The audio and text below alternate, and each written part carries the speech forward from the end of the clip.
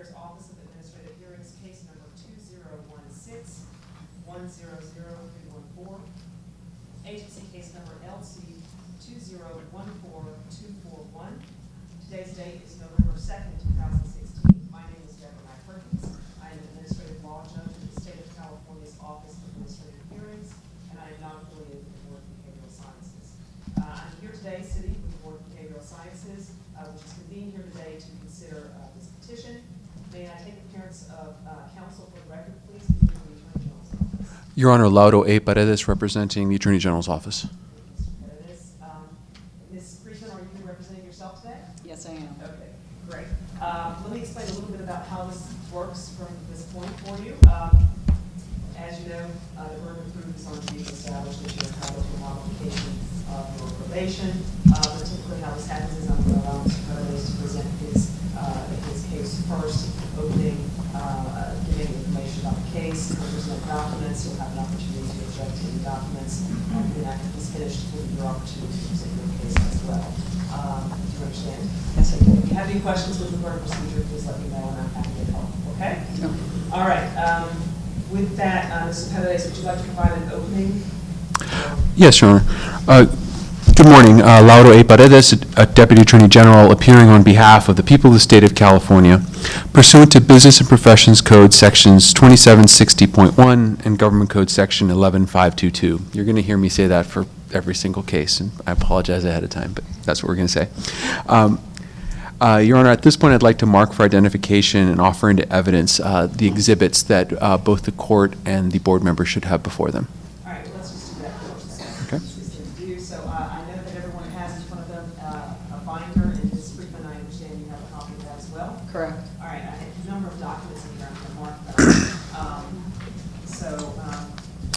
Your Honor, what's been, we'd like marked, and I think most efficiently was one, is the first set of documents, which is the petition for reinstatement and modification of penalty, handwritten by respondent, and then a series of documents supporting that. Okay, I'll mark that as Exhibit 1, and I know, Mr. Paredes, the last page of that document that I have appears to be a typewritten document number 6 at the bottom of it. It says signature page on it. Is that the last page of Exhibit 1? That's what I have, Your Honor, yes. Okay, I'm going to mark that whole group of documents as Exhibit 1. Okay. Next set of documents is under cover sheet that says stipulated settlement and disciplinary accusation, correct? Yes, Your Honor. And I'll mark all of those documents, which appears to be in continuing order, stipulated settlement as well. And then the original accusation as well. And the original accusation, I will mark all of that as Exhibit 2.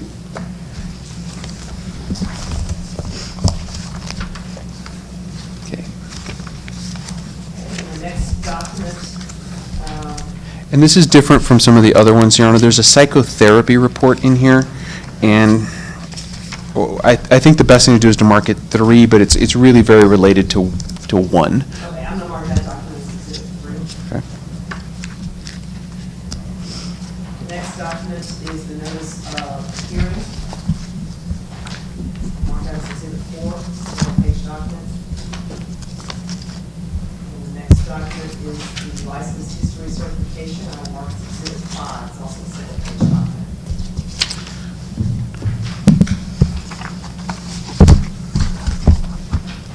Your Honor, that concludes our documentation. I know respondent has other documentation. You want to do that at this time or in their case in chief? I'll do that at this point in time. Ms. Freeman, do you have any objections to the addition of the documents that we just marked? No, I do not. If that's the case, I'm going to go ahead and admit Exhibits 1 through 5.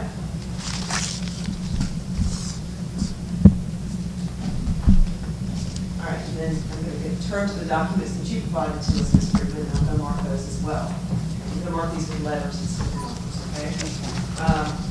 So the first documents I have appear to be a set of letters. It could be reference letters. I have 1, 2, 3, 4 reference letters on a small paperclip group of documents. Okay. I have 4 reference letters, and then it appears to be Florida Department of Law Enforcement application of some sort. An expungement. Okay. All right. So the first 4 letters, I'm just going to mark all as Exhibit A. Okay.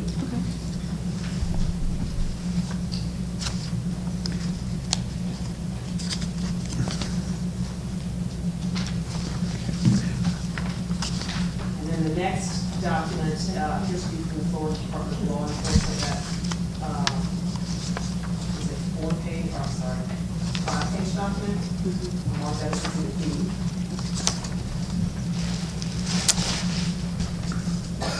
Your Honor, no objection to these documents. However, there is a number of places where her social security number is mentioned, and we'd request that that be redacted out. I have a black marker. Exhibit B, I'm assuming. Yeah, it's in a couple of the applications for Florida Department of Law Enforcement applications. This is what I just wanted. Yeah. Exhibit B. Okay. Ms. Freeman, just to let you know, these documents are on public record, so as a result, with regard to any personal information such as social security number, things of that, driver's license number, things of that nature, we prefer to have them redacted so that they can't be used for fraud purposes when they pull documents on public record. Okay? Thank you. I'm just going to use this pen. I'll do it, but thank you. All right, so on the first page, I have social security number redact. Mhm. I'll redact that by hand. And the date of birth as well, probably, Your Honor. Date of birth, yes, the date of birth as well. Redact that by hand. Any other places? Not in this document, in the next sub-series of documents, there are as well. Okay, we'll move on to that. All right, the next set of documents I'm going to mark, what we've got here. I have,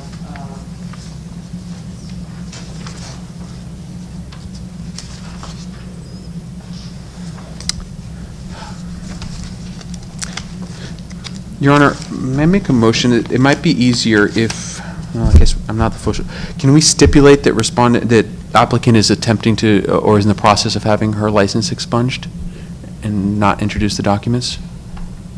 well, Yeah, I'm not a party, I don't think, so I'm not sure what the rules are. She wants to offer it as Yeah. evidence, she can offer it as evidence. Yeah. Is there anything you need to, I mean, from what I No. can see, if it's the social security number. Yeah. I don't think there's a problem. No. Otherwise. Okay.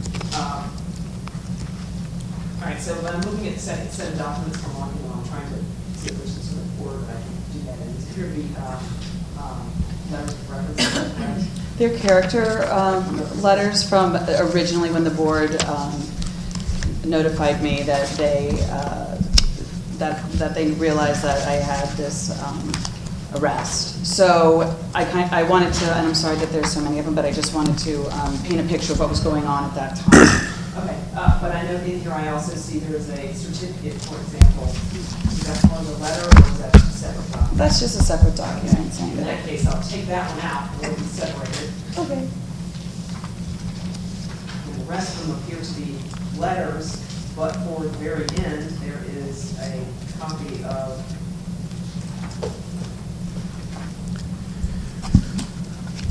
It's a brochure for the board I sit on that was referenced many times in the letters. The San Francisco Foster Youth Fund Board. So it was referenced in a letter, was used as an attachment to this, to one of the letters? No, it's referenced in several letters. All right, then I'll have that as a separate set too. So, but the letters themselves, I'm going to mark as one exhibit. Okay. And I'm going to go exhibit C.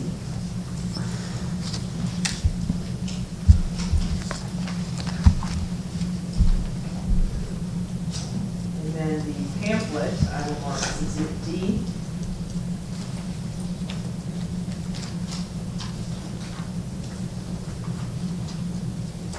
And the certificate, exhibit E.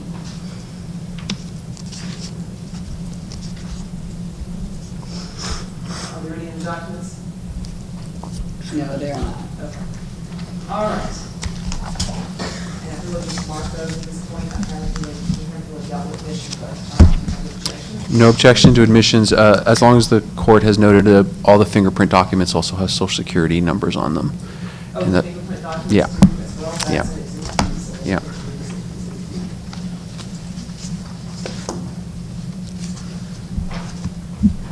So the first fingerprint document, which has all the fingerprints on it, right in the middle, there's a social security number, all right, exhibit B. and then a date of And birth. date of birth as well. On that document, there's 2 pages of fingerprints. I'm going to redact social security number, birth dates, and those pages. Right. I think that's all I saw, Your Honor.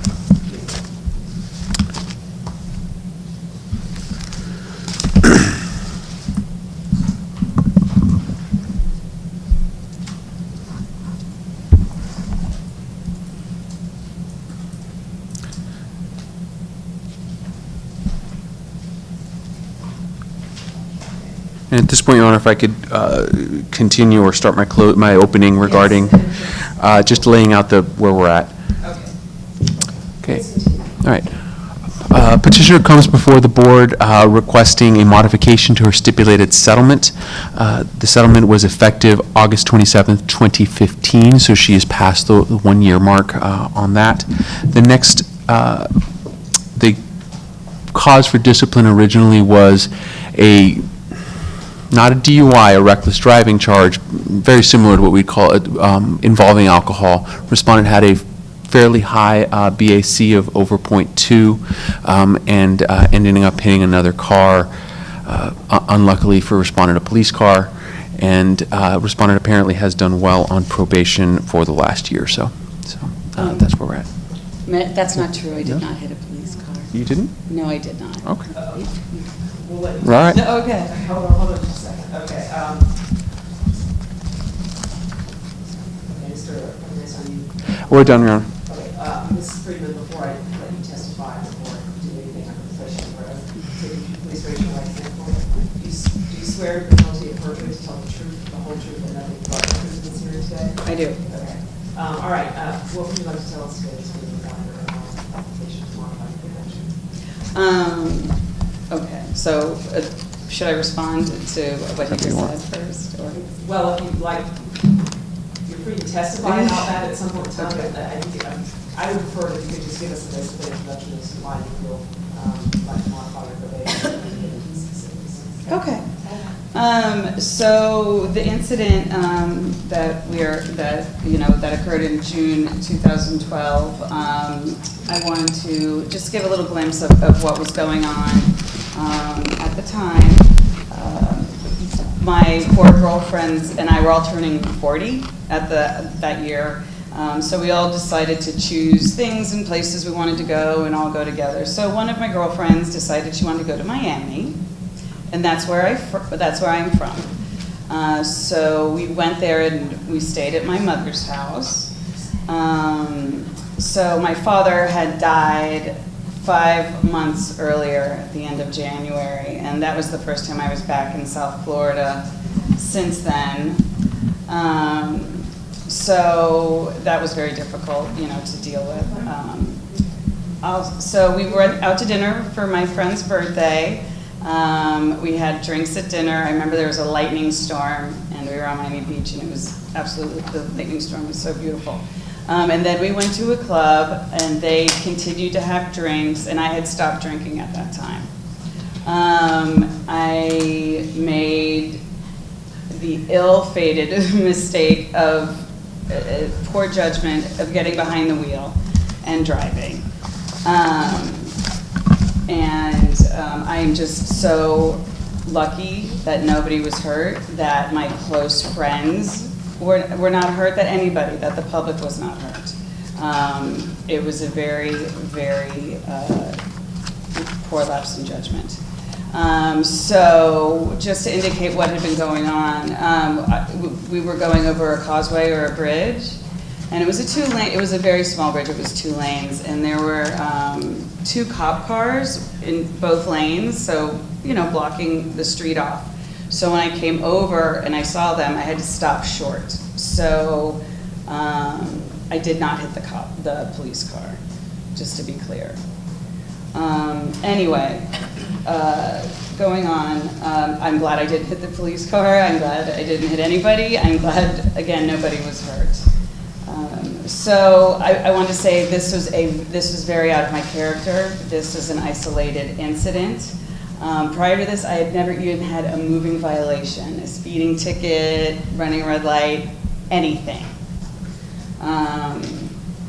I have always wanted to be a social worker. My mother is an LCSW. She has been an LCSW for more than 60 years.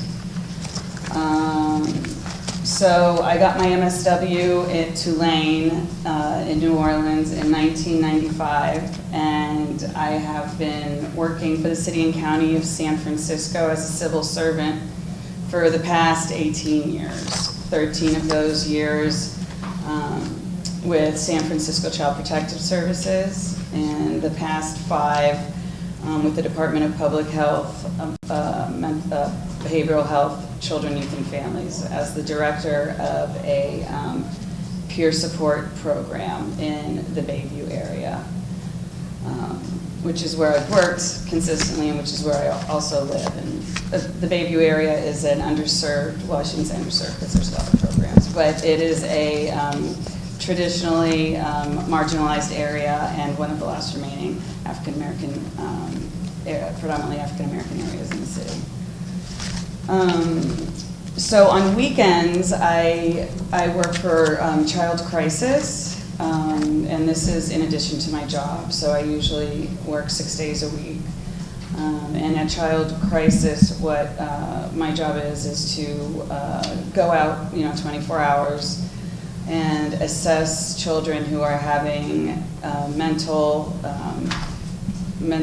challenges, mental issues, and to assess whether or not they need a 5150, need to be hospitalized, what is it that they do need. So that's what I do. My whole career has been dedicated to working with the public and trying to keep the public safe and public safety. So again, I am really saddened that that this occurred and I put the public at risk. This is going to get to you for a moment. How would you like to have your probation modified? Okay, I was going to get to that. So I'm requesting modification of my penalty, specifically a reduction in therapy from once a week to bi-monthly, which means twice a month, and elimination of bodily fluid testing.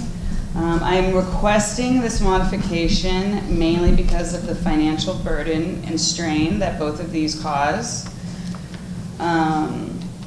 It costs, every time I donate a sample of urine, it is $80. And that including therapy, including, the reports, the extra money for the reports for the therapists, it comes out to about $750 a month, which is a lot. It has put me in such financial straits that I am trying to get a home equity line of credit because my credit cards for the legal bills and also for the testing are quite high. Moreover, both of these duties take anywhere from 3 to 4 hours a week to fulfill. As I'm the director of a local government agency, my absences are conspicuous to my coworkers and incredibly disruptive to my office. The weekly bottom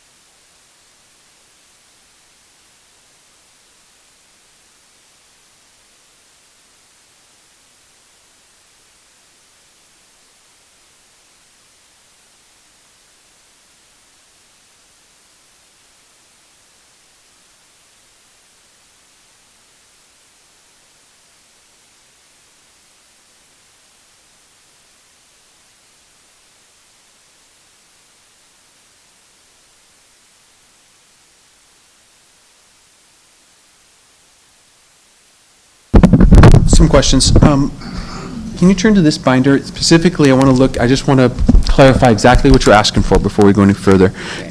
In there's the stipulated settlement and disciplinary order. It's in the stipulated settlement and disciplinary order tab, and it's on the bottom it says page 4, so if that's helpful. Stipulated settlement, page 4. Okay, so this is the number 1 condition, psychotherapy. This is the one that you're requesting modification of.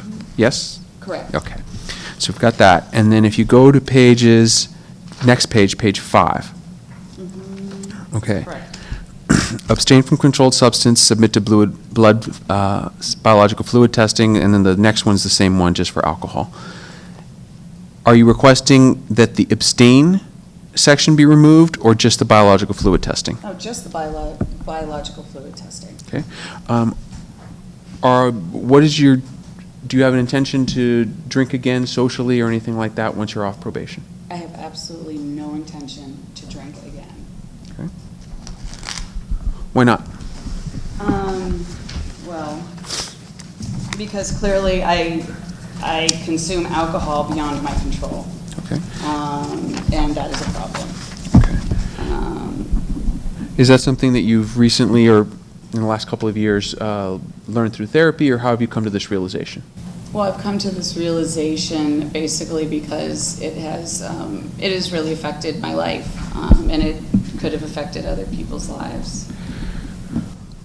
Are you talking about just the incident and the ramifications of the incident, or were there other issues along with the incident that aren't documented necessarily?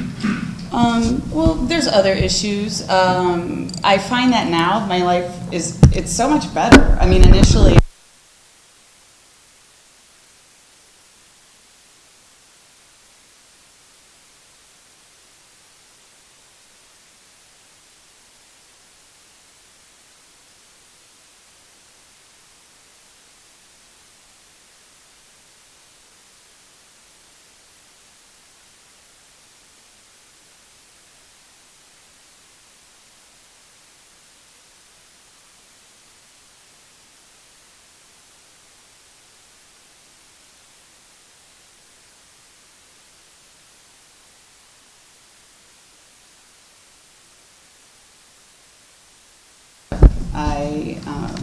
I love my sponsor, and anytime there's any type of therapy or group, I think that is good. Okay. And again, just to go back to your initial question, I have no intention of drinking again. Okay. And so you mentioned your group. Is that AA? Yes, Okay. And have you worked the AA steps? not all of them. What step are you on? I'm on 5. What is 5? 5 is to take an inventory of yourself. Okay. I kind of struggled with 3 and 4 just because of the Hmm. God thing. Okay. So that's why I'm a little behind. The next question I have is one of your assessments mentioned that stress was one of your triggers. Would you agree with that? Yes. Okay. And you mentioned earlier some of the stresses you were under.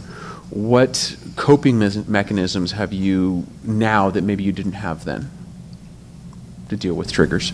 Well, I monitor my self-care needs regularly. I am trying to utilize breathing exercises. I'm trying to utilize them.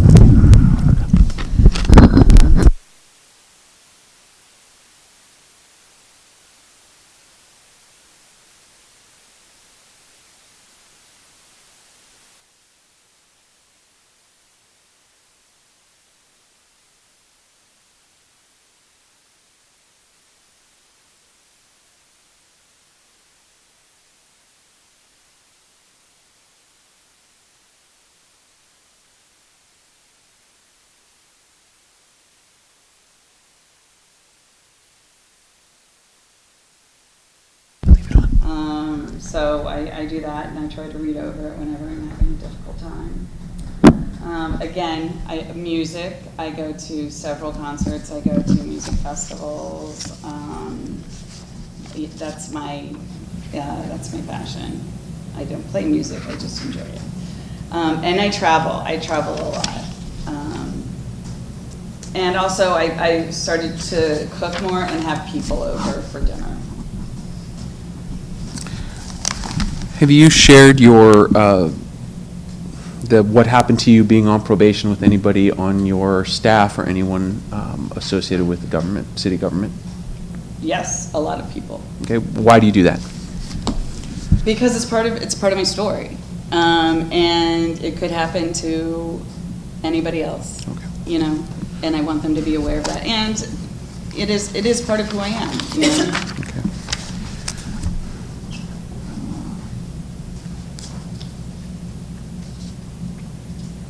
All right. No further questions for the witness, Your Honor. I have a couple of questions before I hand it over to the board to ask some questions. Oh, yes, and there was a couple of dates that I wanted to, they were wrong, and I wanted to bring that up for them to be changed, and I apologize. Okay, what dates? So on C, Okay, let me see.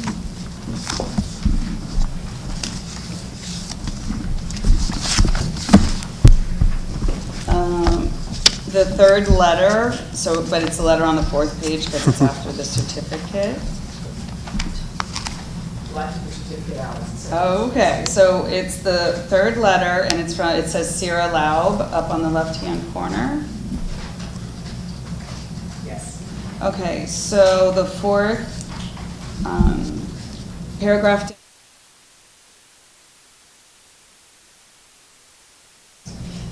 Bonnie invited us back to celebrate her mother Edie's 85th birthday.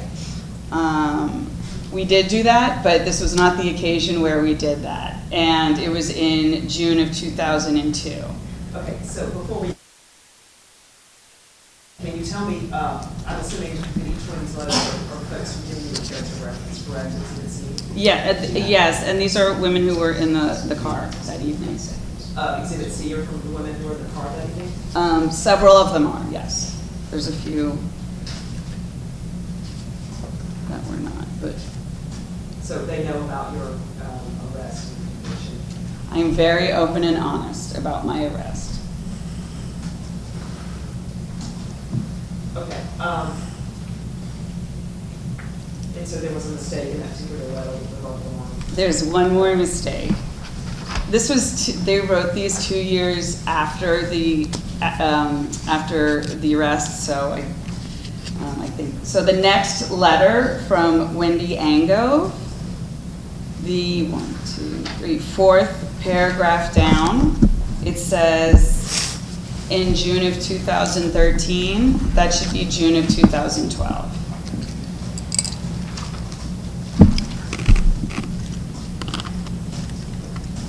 All right, anything else you want to tell me about this letter? No. Can you take a look at exhibit A?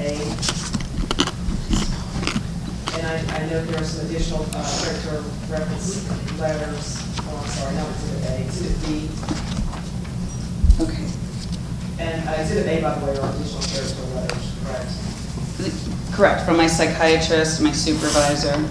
Did they know about your convictions? Yes. At the time they wrote it? Yes.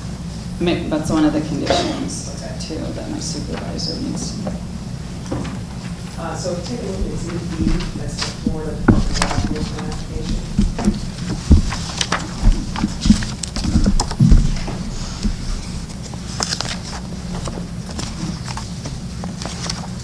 The Florida Law Enforcement application, right? Got that? Yes. Can you tell me what that is? So this is for expungement of my arrest. Did you fill out this application and file it with the Florida Department of Law Enforcement? I filled out the application and sent it to my attorney, expecting him to give it to the Okay, what's the status of this application? As he indicates in the letter, it should be expunged within approximately 90 days from October 30th.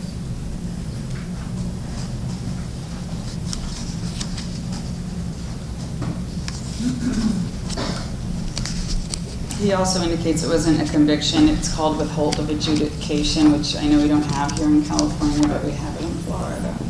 Okay. And then you can take a look at exhibit E, the certificate. Oh, okay. What's that? Oh, that's from the DUI class I needed to take, the impact class I needed to take. So that's just a certificate saying I completed it. And that was initially when I was first arrested. So that was for my criminal case. That's for work. Yes. Okay. And then what is, the last one is the pamphlet that you mentioned earlier, exhibit D. Can you tell me what that is? So I'm on the board, so even though I don't work for San Francisco Foster Youth Fund anymore, for San Francisco Child Protective Services, ever since I've left, I am on the board. of the San Francisco Foster Youth Fund, and that is because I still would, you know, that's so close to my heart, foster children, and I still want to work for them and helping them. So what that is a pamphlet just indicating what we do, and it's a board, the board members are all volunteer, and we raise money for funds for different activities, enrichment activities, proms, trips that that a lot of foster children aren't able to participate in because you know, funding doesn't provide for that.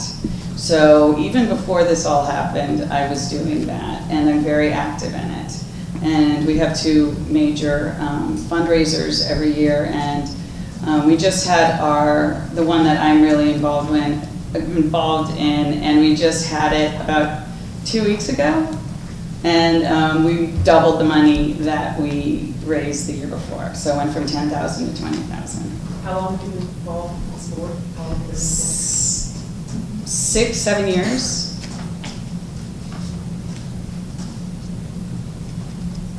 I'm going to open up to questions from the board members. Do any of the board members have any questions? Anyone on that end have any questions? Don't have to. Okay. Hi. Please adjust your microphone to, That enough? and then, thank you. Okay. I have a couple of questions. I noticed that you take a lot of responsibility for your family, parents, brother, so on. And that must be a serious form of stress for you, what each one of them goes through. Trying to intervene, I suppose, just looking after them. Does that contribute to the stress that you were under when you were drinking? Absolutely. What have you done about it now? Well, you know, first it was my dad, and I had to deal with, you know, his whole end of life. And now, you know, my mom's 87 and she's 3,000 miles away, and I am the only child who is dealing with her issues. And you know, it's interesting because I have really been able to step back and like look at my mom, you know, not as a mom, and just come to realize I have absolutely no control over her and what she decides. You know, she has all of her faculties. She, you know, is totally with it. She just makes poor decisions, and it doesn't matter how long I sit there and I try to talk to her. It doesn't matter if she agrees with me at the end of the day, because the next day she's going to change her mind. So I'm trying to take the attitude of, okay, just tell me what to do, because I have no control. So in terms of her, that really helps. Any other questions? No. I'm Renee Walker. Do you mind adjusting your microphone? Thank you. Renee Longer, LCSW member of the board. I just have a couple, thank you very much for coming in. Thank you. I have a couple of questions. One of them has to do just with your relationship with alcohol prior to the arrest. Could you tell me a little bit about that and what happened between the initial letter to the board in 2013 in August, I think, where you said when you drink now, you take a taxi? There was a point after that where you stopped drinking entirely. So that whole area, would you address a little bit? Yes. So, well, I went to undergrad in New Orleans, Louisiana. I went to graduate school in New Orleans, Louisiana. When I began going there, the drinking age was 18. And there was a lot of binge drinking going on. So I partook in that, and that was the culture there. So I think that, you know, that's where it basically started, my unhealthy relationship with alcohol. And so, you know, when I moved to California 20 years ago, it changed drastically. I mean, you know, it's, people do drink, but they're more sophisticated, I should say. So the binge drinking, you know, although I did once in a while, like, you know, go out and get drunk, it was probably 80% less than when I was in New Orleans. So I continued to drink after the incident. But of course, being very aware of, you know, getting too drunk, you know, my blood alcohol content was high, and I really didn't even know it was that high. So that was a wake-up call. So yeah, I continued to drink. And I would continue to go to New Orleans for Jazz Fest and go 3 times a year. So when I got the final decision, I had just come back from Jazz Fest, and I was at my mother's house, I remember, and I talked to my attorney, and she told me. And, you know, I had little meltdowns, everything. But then about a week later, May 15th, I was like, okay, we gotta do this, you know, we gotta put my big girl pants on and, you know, let's get this going. So that's my sobriety date. And to let you know, I have not been back to New Orleans since. This is the longest I have not been to New Orleans. And, you know, I'm toying with the idea of going back, because I think I could, you know, I'm in a place where I possibly could not drink, but, you know, I just, yeah, I haven't gone back, and I think that speaks volumes, because that's, you know, one of my favorite places for many reasons, food and music. I'm sorry, could you tell me what your sobriety date is? May 15th, 2015.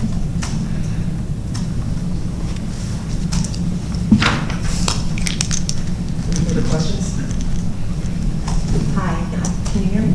I can. Yeah. Okay, thanks for coming in. So I was reading through some of your information, and it was very thorough, thank you. And you had said that you were not asking for a modification to your attendance at AA meetings because you felt that that was very helpful to you. So you testified today that, I forget your exact wording, but something I need to go because I'm not in control of my drinking when I start drinking, or something, you said something like that. Mm-hmm. Do you consider yourself an alcoholic? I do consider myself an alcoholic because I've consumed alcohol beyond my capacity to control it, and that is one of the major signs of an alcoholic. And so you've been sober a little over a year. 17 and a half months. How long have you been with your current sponsor? I have been with my current sponsor, so let me think, around my birthday in August. So since August of 2015. Tell me a little bit about how often you check in and kind of how that works. We check in by phone a lot. We also check in from texting. He lives very close to me, so he comes over for dinner sometimes. And there's one specific meeting that we go to together, and that's my home meeting. And, you know, he introduced me to that meeting. All right, thank you. Thank you for coming. It's on the top. Thank you for coming in. In your opening statement, what you were saying is that you want a modification based on financial grounds, and there's only through subsequent questioning, you mentioned some reason that you're doing better that would justify the modification of the probation terms. So what I want to hear from you is, why do you think you should have the modification based on your progress or rehabilitation? You mentioned something about your sponsor, AA, and do you have a specific relapse prevention plan? And basically what I want to hear is, why should we grant you the modification based on the progress? Okay. So I do have a relapse prevention plan. And also I just want to say that it's like, it's kind of, I feel so much different now. I feel like I'm recalibrated, kind of, and I used to, because, you know, I do have some things on my plate. I was always trying to be strong. I would try to, I wouldn't say stuff, but, ignore my feelings. And now I'm feeling my feelings. I am crying a lot more now. And I'm asking people for help. But my specific relapse plan is to call my sponsor or call my friends, which I do. If I'm having a hard time, I reach out and I let people know I'm having a hard time, which is something that I really didn't do before.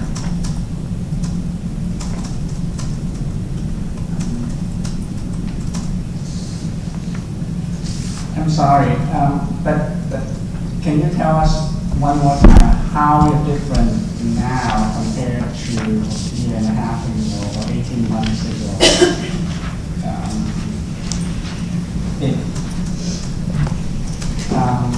You said you know how to deal with stress and better, and you know how to get help and all that. And any additional progress you can tell us? Well, I've been more focused. One of the many documents that you have before you is my performance appraisal, one from 2015 and one from 2016. And I have markedly improved.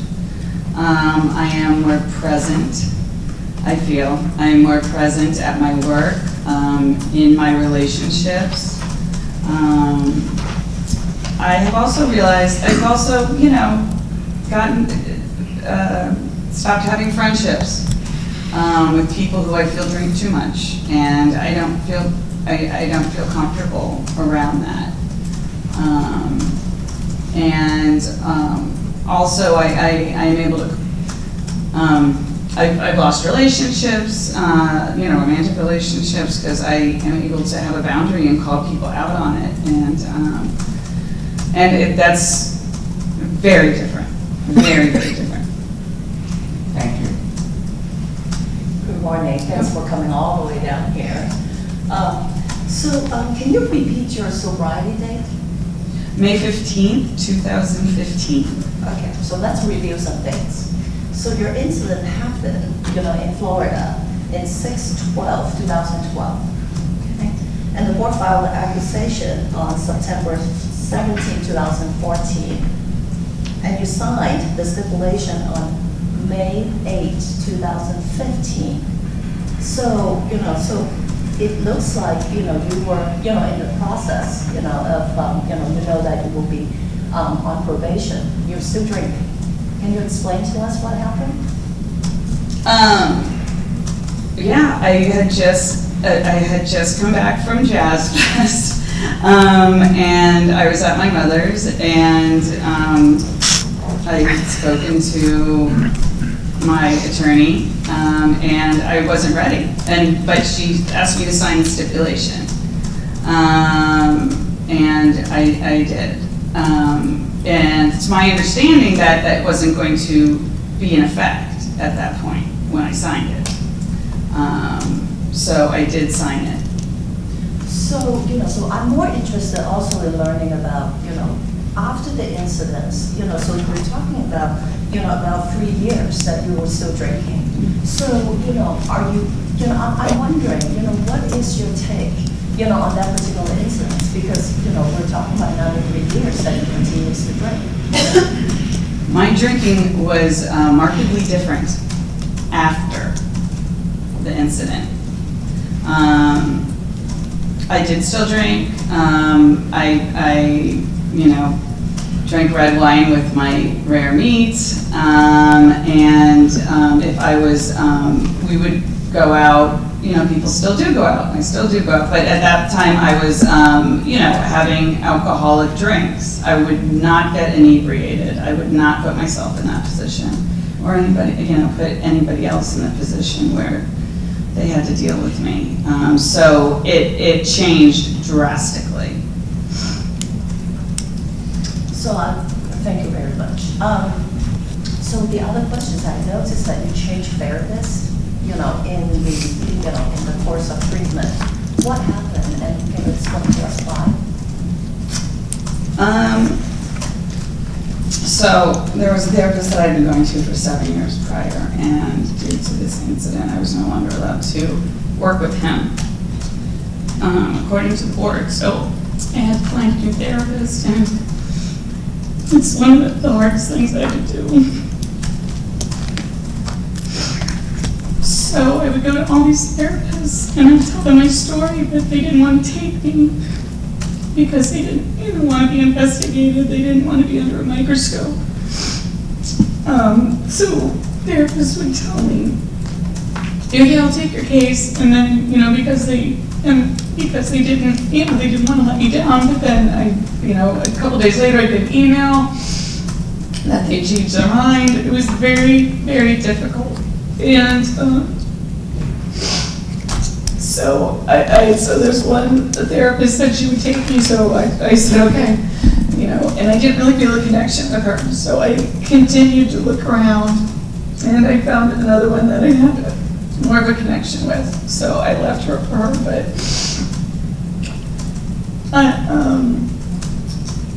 I just really hope that the board appreciates how difficult that is. And that whole process was having to stop seeing a therapist that you've been working with for 7 years because of an incident where you made a bad judgment. And the fact that other therapists are so reluctant to take on people like myself who are under, who aren't, who are on probation, and then they have to work with the BBS, and it was just very difficult and very stressful. So I apologize for, I may put it this way. I appreciate, you're just pretty honest about, the struggles in finding a therapist. Just for a point of clarification, so one of the letters coming from your therapist is Jody Rice. She was my first therapist. She's the first therapist. And in her report, and she actually said that, she informed me that she had to decide to continue therapy with a different provider. So it sounds like it is your own choice. So, so yeah. So I just want to, kind of an explanation, the kind of the thought behind the scene, your decision to change therapists. So. It took me a very long time to find the therapist that I was working with. Originally that I had to discontinue working with. And I think that's the most important thing for any therapeutic relationship. More than sex, more than race, more than, is just the connection. And it's very difficult when you're put in this position, and it's kind of like therapy by, shotgun therapy.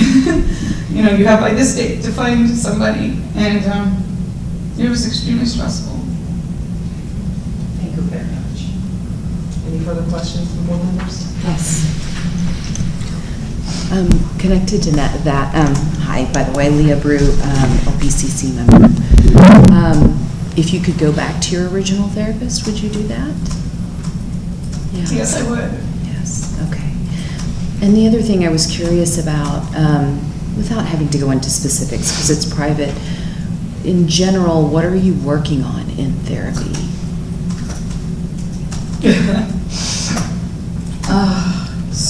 I work on stress, I work on relationships, whether or not, whether it be romantic or friendships.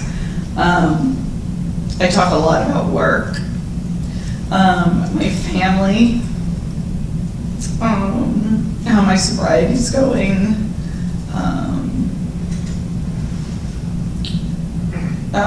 My therapist now, she has an elderly father who lives in Florida as well, so we kind of commiserate about that. But also just stressors that I encounter, and I'm quite honest with her about my struggles. Just everything. I mean, I've been doing therapy. I mean, I'm going to continue to do therapy well after this is over. I'm a lifer, so. Yeah, I don't know, would you describe yourself as a bit of an overachiever and taking on too much responsibility in your life? It's kind of how you strike me right now. You know what? I don't think I'm an overachiever. Okay. But I do tend to feel responsible for people, and I think that was kind of also my thinking that night. Like, these people are on my home turf. I need to take care of them. So I think somehow that also contributed to that. And yeah, so I am one of those people that when you call, I'll drop everything. Thank you very much. Max Disposti, public member. Thank you so much for being here. I was also very moved by the volunteer work you do. I mean, having a full-time job and then spending your weekend working with foster youth, it's an incredible, admirable way to give back. So thank you so much.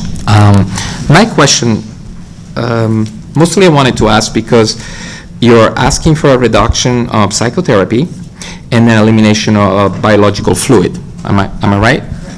Would you be happy with a reduction of biological fluid instead of full elimination? Yeah, yes, anything the board, suggests, I'm fine with. But $80 a pop is very expensive. Okay, no further question. Thank you. Okay, if there's no follow-up questions, Mr. Hernandez? No follow-up, Your Honor. Okay, all right. With that, let me give you some information as to how we will proceed from this point. Oh, and there were no objections with regard to her documents, correct? No. In that case, I'll admit documents A through E as well. And so let me give you some information as to how this proceeds from this point. In just a minute, I'm going to close the record. And later today, the board will be meeting in private session to make a determination on the petition. After that, I will draft up a decision, and I'll have about 30 days with which to give them that decision. And at that point thereafter, you'll receive the final decision directly from them. Okay? Thank you so much for your time today. With that, the matter is submitted and the record is closed. And Ms. Friedman, if you can just hold on for just 1 second, I'll get you a court order form in case you'd like a copy of the transcript. So we'll find it in a second. We'll get Sarah on this one, which is,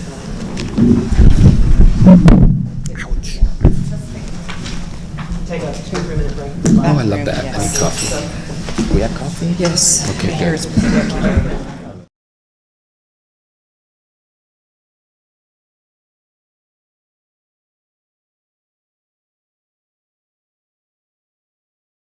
I will open the record in the matter of the petition for reinstatement filed by Errol D. Frazier. This bears Office of Administrative Hearings, case number 2016-100246, agency case number 2002-017-000332. Today's date is November 2nd, 2016. Again, I am Deborah McPerkins, Administrative Law Judge for the State of California. May I take appearance of the council record, please? Your Honor, Lauro A. Paredes with the Attorney General's Office. Thank Thank you. Mr. Frazier, are you here representing yourself today? Yes, I am. Okay. And I take it you were sitting in on the previous hearing, so you understand how generally this works? Yes, I do. Okay. All right. With that, before we get started with the opening statements, I think it's probably easiest and best for me to mark the documents first. I think so. Mr. Frazier, do you have a copy of the binder? I do, Your Honor, and so does Mr. Frazier. Okay, all right. I'm going to go through the binder and mark some exhibits. So the first exhibit I'm going to mark is the petition for reinstatement and its attachments. And I'm going to mark that as Exhibit 1. Mr. Frazier, you might want to mark these for your own reference as well. The second exhibit.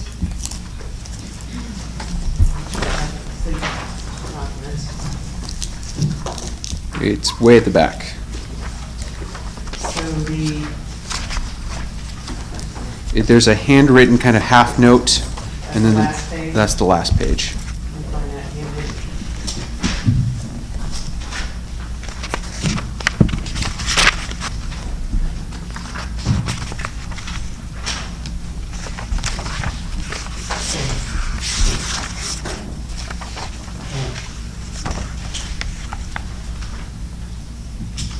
Okay, last page is a small post-it note copy almost. That's the last page of Exhibit 1. Exhibit 2 is the decision in order, default decision in order, as well as I'm assuming an accusation, correct? Yes, Your Honor. And I'll mark that as Exhibit 2.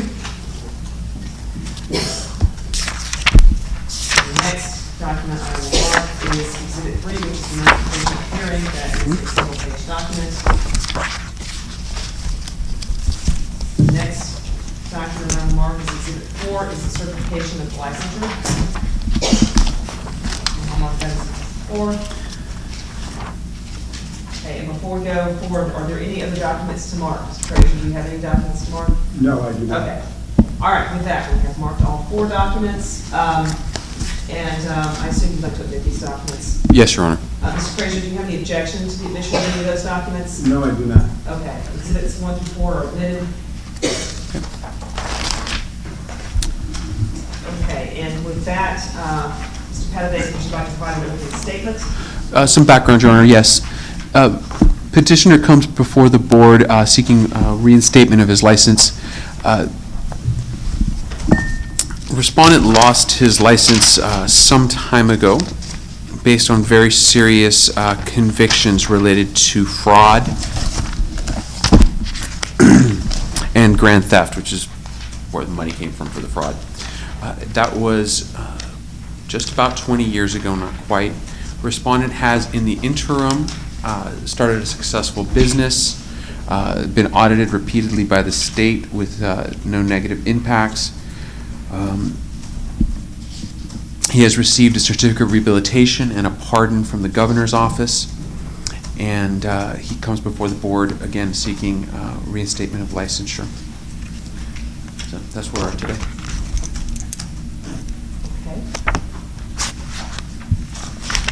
Okay.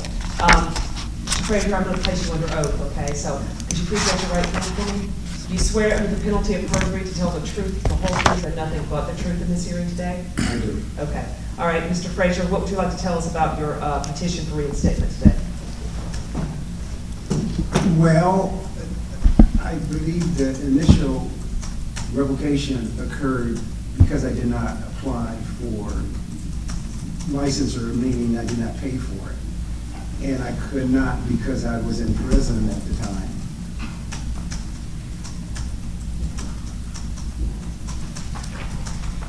Okay. And the P.O. box that I was using closed. So there was no way for the board to contact me.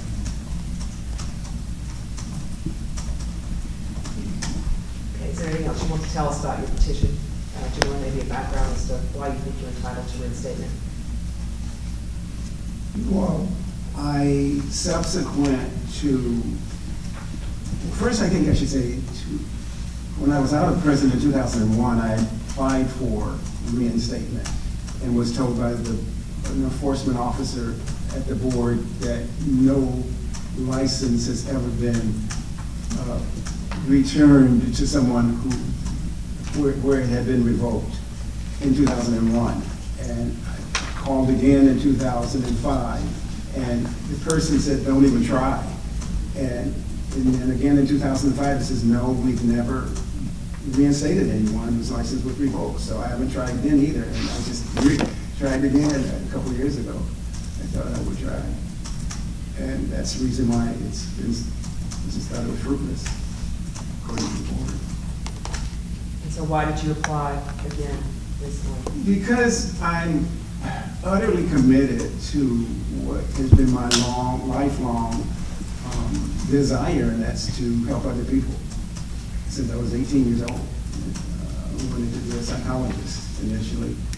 And within the last 4 or 5 years, I've been volunteering throughout the LA Unified School District at particularly Fauché, in which I was counseling families and adolescents, and they just stole my heart.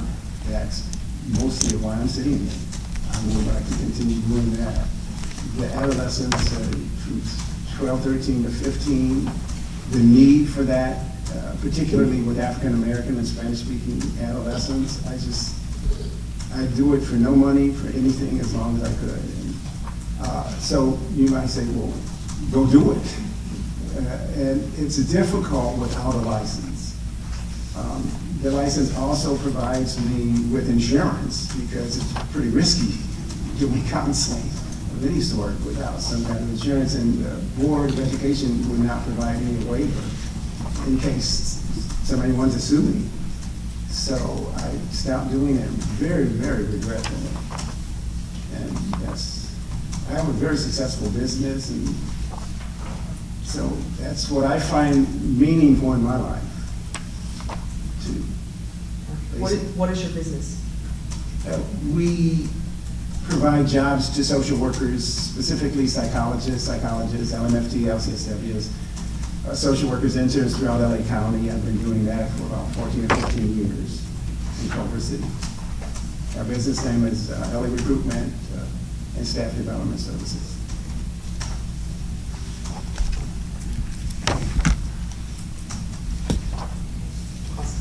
Let me see if I can get some information. All right, sir. Let's start back. Go to that binder that you got there, and let's go to the very last page, so it'll be easy. Read the very last page. Okay, so it says that you got your first license in September of 1976. Yes. What was your educational background? I just graduated, let's see, in 74, went to UC Irvine, got my bachelor's, and graduated from there in 74, and went to Chapman College, and a year later I got my master's. Then I went to USC, and I began teaching psychology. I got my license, it was at 1975, I was at USC. I began teaching at, I don't know if you can ask me that, at Trade Tech Community College, and I taught psychology there for 8 years. I continued to work on my PhD, but dropped out because I wanted to, teaching just kind of consumed me, and I enjoyed it so much. Right. And then, so you ran, so were you doing, besides the teaching, were you actively managing clients?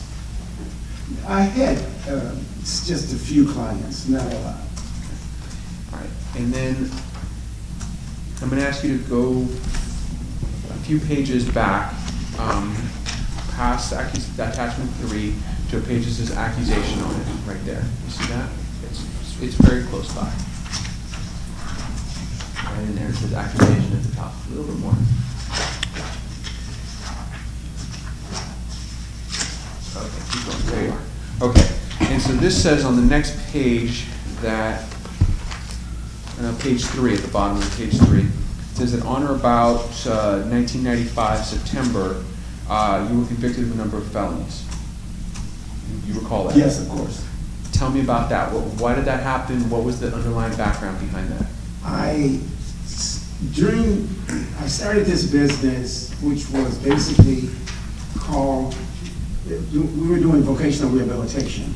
We were getting clients that were referred from insurance companies, and my counselors would go to the homes of these industrially injured workers and fill out forms as required by the insurance companies and the board, Workers' Compensation Board, to determine their ability to perform work, the degrees of modification, the degrees in which they may be able to, probability that they could go back to their previous employment, et cetera. So that's the kind of work, and that's how I became involved with these criminal charges against me. Specifically, what happened is that I had 3 to 5 workers that would go out to these homes, as I just said. They needed to be monitored. So we had a blackboard on the wall, and the receptionist would receive telephone calls from them indicating that they were at or had left the required person that they were supposed to, the industrial injured worker, whose home they were supposed to be at. The problem came in which they did not go to all the places that they were supposed to go to, and I did not monitor it thoroughly. And I ended up sending bills to insurance companies. This was 1996, I think, and 5. An insurance company I had billed in San Diego, and they decided to investigate me, and I think it was because of the dollar amount. It was like $20,000. And this was the year in which, actually for maybe 5 to 10 years prior to that, the only thing discussed among business owners in Los Angeles County is workers' compensation excessive fees. So, I mean, it was considered outrageous on television. You would see everybody, ultimately at the time that I was arrested, doctors and everybody else, attorneys were being arrested for workers' compensation fraud.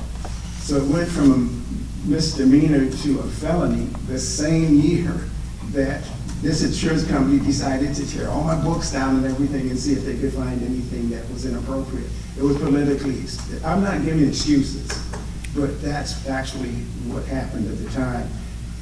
My trial was also right next door to O.J. Simpson's trial. There's no way you could have gone to my courtroom without going through his. It was a very political year. My workers, so that's actually what happened. So charges were filed against me. I was the first person ever charged under this new law in which you get 10 years in prison for workers' compensation fraud. And I thought I wasn't guilty because I didn't intend to steal money from insurance companies. But I ended up in front of, so I told my attorney that let's do a jury. And the juries basically saw that some of the actual documents and through the testimony of some of my workers said, no, I didn't go there. The other says he always wanted us to go there, he'd fire us. And the bottom line is that there's about $11,000 that I had billed that I should receive that I should not have received. And I was found guilty and given no prior, again, I'm not asking for mercy about it because I was wrong. I should have monitored them. But they found $11,000 I had defrauded the insurance companies and was sentenced. I was the first person under this new law to be sentenced, and I was in the newspaper. I was given $1 million bail, and I was sentenced to 8 years and 6 months in prison, and that's what happened. And you got out about 4 or 5 years I later? got out in 2001, but while there, it was so painful. Some of the documentation references that I did groups there. The racial division was very stringent, and from the word down, you don't, if you're black or white or brown, you don't go near each other. But I insisted, and I'm very proud of that. And I did groups in my cell. It was risky because the blacks wanted to beat me up for doing that and saying I'm a traitor. But I'm proud of that. And in that sense, I maintain a connection with humanity and all people deserving to have their pain addressed. That's very good. Now let me go back a few more pages to where this starts. It says default decision in order. And I just want you to understand what the documents say. Your license was denied because you didn't file a notice of defense, not because you didn't pay anything. And the default decision, it says on page 5, is effective August 22nd, 1997. And as you're saying, you were incarcerated at that point? Yes, sir. So that's the default decision in order. So your license was revoked effectively in August of 1997. All right. You got out of prison sometime in 2001, you said? Yes, sir. All right. What did you do after that? I immediately seeked work in the profession that I've always loved and wanted to be, and so I went to SHARP, South Central Health and Rehabilitation Program, who interestingly is my client now in terms of referring social workers, LMFTs, LCSWs, whoever they need, and I worked there for a couple of years. And In what capacity? Doing what? I was a case manager. I think they couldn't call me more because the license wasn't valid. Okay. So I was a case manager, and I did at-home visits with just families. And then I worked there. Then I wanted to do more, so I think I went to Matrix, in which I was given a manager of their. It's basically methadone program. So I worked there for about a year. It was not easy. It was 5 o'clock in the morning. I had to be there. It was very interesting because social workers, doctors, everyone came in there to get their methadone at 5 in the morning. But so I worked there for a year, and then I'm not sure what I did after that. Tell me about starting your business, the one you currently have. Well, I then went to a company called Delta T. I'm very fortunate to have the kind of business I do have because it's unique and it always is a business because there's very little competition. But Delta T was a competitor. I went to them for a job on Sepulveda. And I said, well, wait a minute, I could do this and I can help people, basically. That's what I said. And so I started at home, looking through the LA Times, and there was no Career Builders and all of those companies that I use now. And I started meeting at a restaurant. One of the fast food chains, and I was meeting my social workers there. And then I ended up with an office on Slauson. I subleased an office. I did that for probably 2 years. And then I got my own office, and the person I was subleased from me, and I'm proud to say. And she subleased for me for maybe a couple of years, until maybe 10 years ago. She moved out, and I have my own office now. And How many staff do you have working for you, if anyone? yes, I have one staff person working for me. And How many professionals do you place in a quarter, in a year, whatever you might, just a ballpark figure? what seems to me seems to be a lot. I say in a month, I may place 7 or 8 combination of LCSW, LMFTs, etc. In fact, while sitting at the pool, I had a pool yesterday, I got a call from Drew, Child and Family Center, that needs 3 LCSWs. 1 and 2 LMFTs. And so it's 2016. How long have you been running this business, more or less? So more than 10 15 years. 15 years. Okay. All right. You got some letters of reference, and I don't want to go over those individually, but the people that you got letters of reference from, they were aware of your past convictions. Is that correct? Absolutely, yeah. And then at some point, you received a certificate of rehabilitation. Do you recall that and what the steps you took to make that happen? Well, I just submitted certain documents that the state, I wanted to be in my community more working. The older I got, I needed to find more value for living for me, and it's a connection with other people and their pain. So that's why I applied for the Superior Court, who granted me the certificate of rehabilitation, and Governor Brown the pardon. They're just a piece of paper if I can't get my license back and go out and do something and my goal would be with adolescents. So they're saying the stricter rehabilitation and the pardon were kind of steps towards coming here? Is that why you did them, or did you do them just independently? I think more unconsciously, it was to come here. All right. It looks like you took, and I'm gonna go to the tab 1, the exhibit 1, and there's a certificate of completion, c4less.com, which is this ethics and boundary issues. What was that? It's taken July 10th, 2016 was the certification date. I did that 4 months ago to impress the board, if I could, and let the board know that I'm not a crook, that I want to look into my profession, for which I'm asking the reinstatement for, that I'm willing to look at the legal issues, and that's why I chose that CEU. There have been, you haven't actively worked, at least professionally, in the field since the mid to late 90s. Are you concerned about your skills atrophying, about technical knowledge, about following the industry practices? Are you concerned about being able to do that, to do the job, basically? Not at all, because my wife's an LMFT, all my friends are LCSWs and LMFTs, and all the barbecues, 4th of July, that's all I know is LMFTs, LCSWs. And every day they come into my office, I interview them, and I talk to HR. That's all I know is my profession. Would you be willing to get a probationary license if it was offered to you, where you would be required to take certain classes or check in with the board? Oh, not at all. I'd be very pleased if I could go into the direction. Again, I'd like to be able to work with those adolescents that I felt that even more than individual counseling. When you work with adolescents, do you tell them about your conviction history? Oh, no.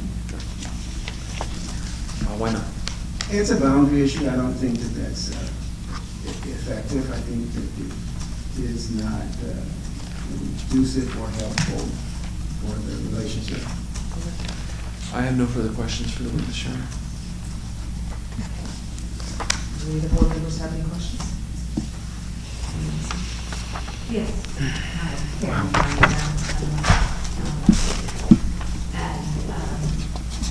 I wondered what was the precipitating event to ask you, to move you to apply again and try not to get the same answer? For the license? Uh-huh. Well, I initially wanted my license back. As I said, I applied in 2001. I called. I'm not sure if I actually sent in the documentation of the request.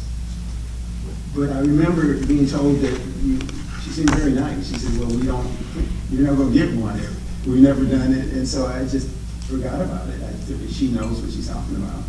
So I tried about 4 years later, in 2005, and she said, no, we haven't, and we never historically. I did try to call again a year ago, and even before applying for the pardon and the certificate of rehabilitation, and I was told, well, we've given a few back, so you're not completely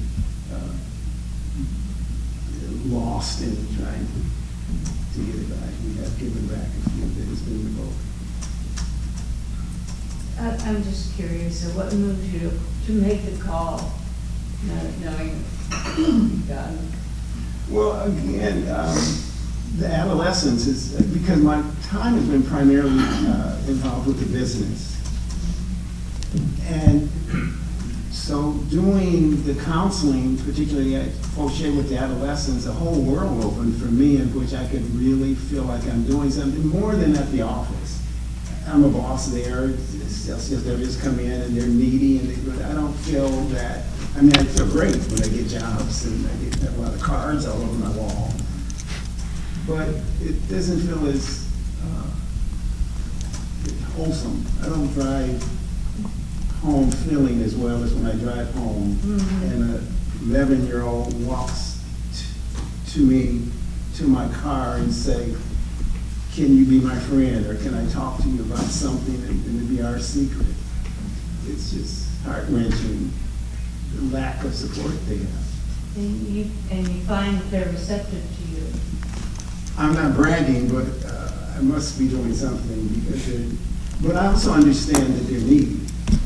And they do open up to me. Well, it's a very volatile population, so. I think the right word is squirrely. That was my reaction when I interned at Walter Reed. Well, not as sweet and compliant as elementary, and not as motivated as high school. They're just getting older. Well, what also concerned me is that a couple were suicidal, I thought, and it just was frightening. I wasn't licensed, and even though the principal let me in there, I needed more protection for my. Yeah, thank you. Any further questions from board members? Okay. This is Peter Chu. Sorry, I'll get it first. Thank you for coming in, Renee Ronner, LCSW member. I'm thinking, I wanted to ask you, regardless of what the board might ask you to do or not do, if you were to move toward regaining your license, what do you think your professional growth would need to be to bridge the gap from the mid-90s to now?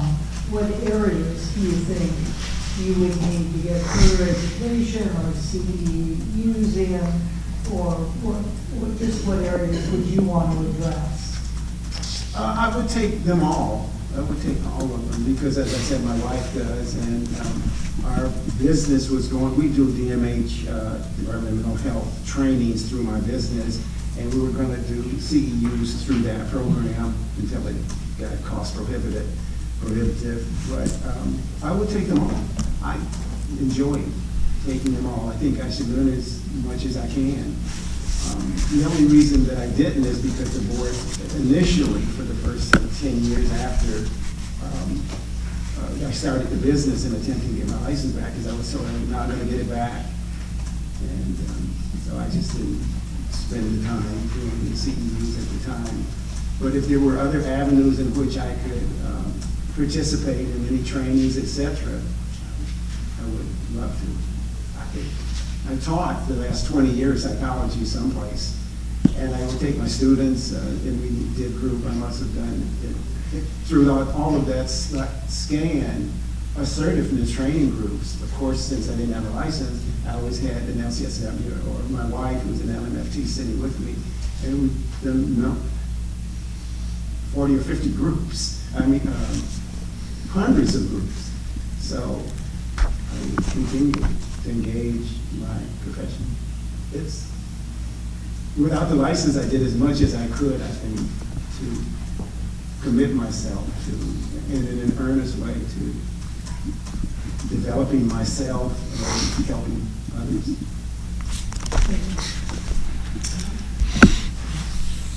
Thank you for coming in.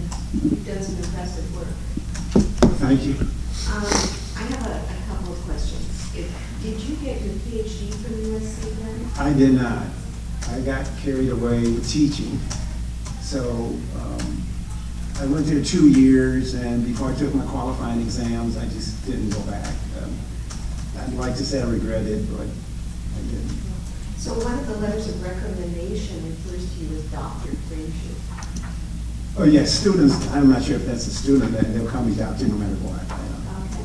I can't. Okay. I'll say don't. Oh, they still do, okay.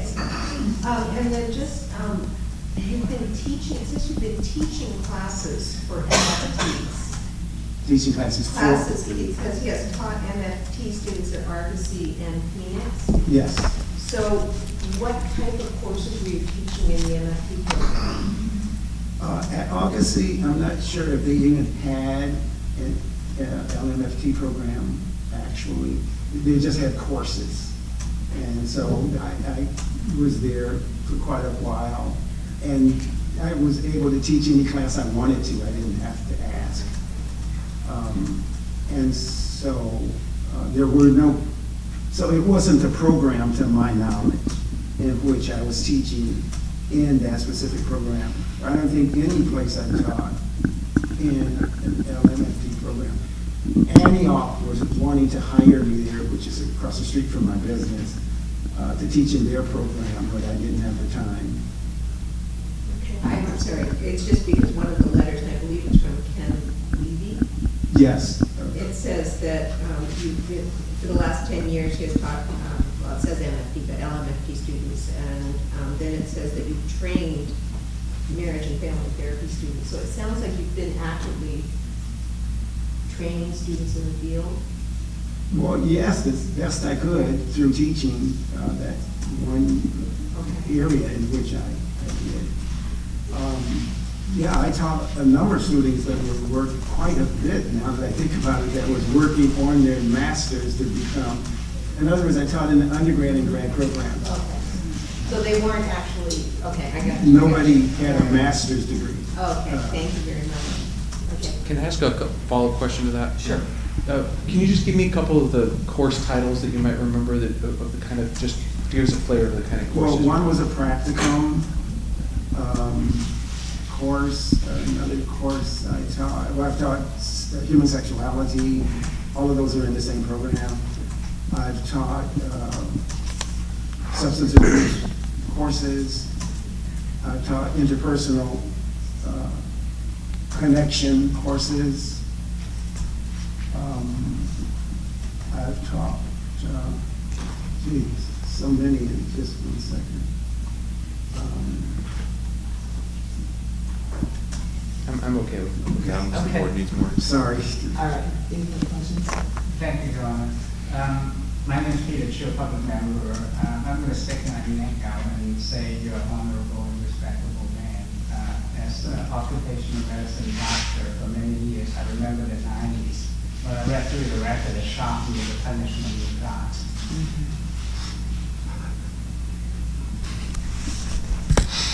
Thank you. You're welcome. Any further questions?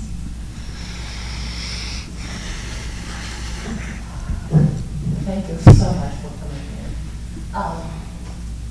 I'm interested in knowing, when you went to prison for a very extensive period of time, I can only imagine, what you go through, what you went through, and also your family.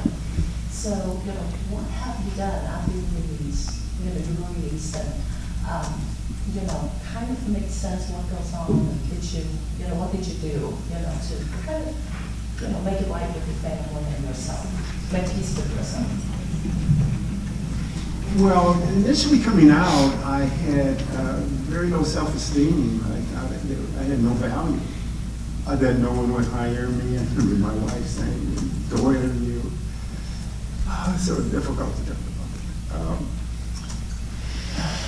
I remember us sitting together, and she says, "Yeah, you're worth it." I apologize. So I went into therapy. Geez, I've come a long way. Prison is so emotionally debilitating.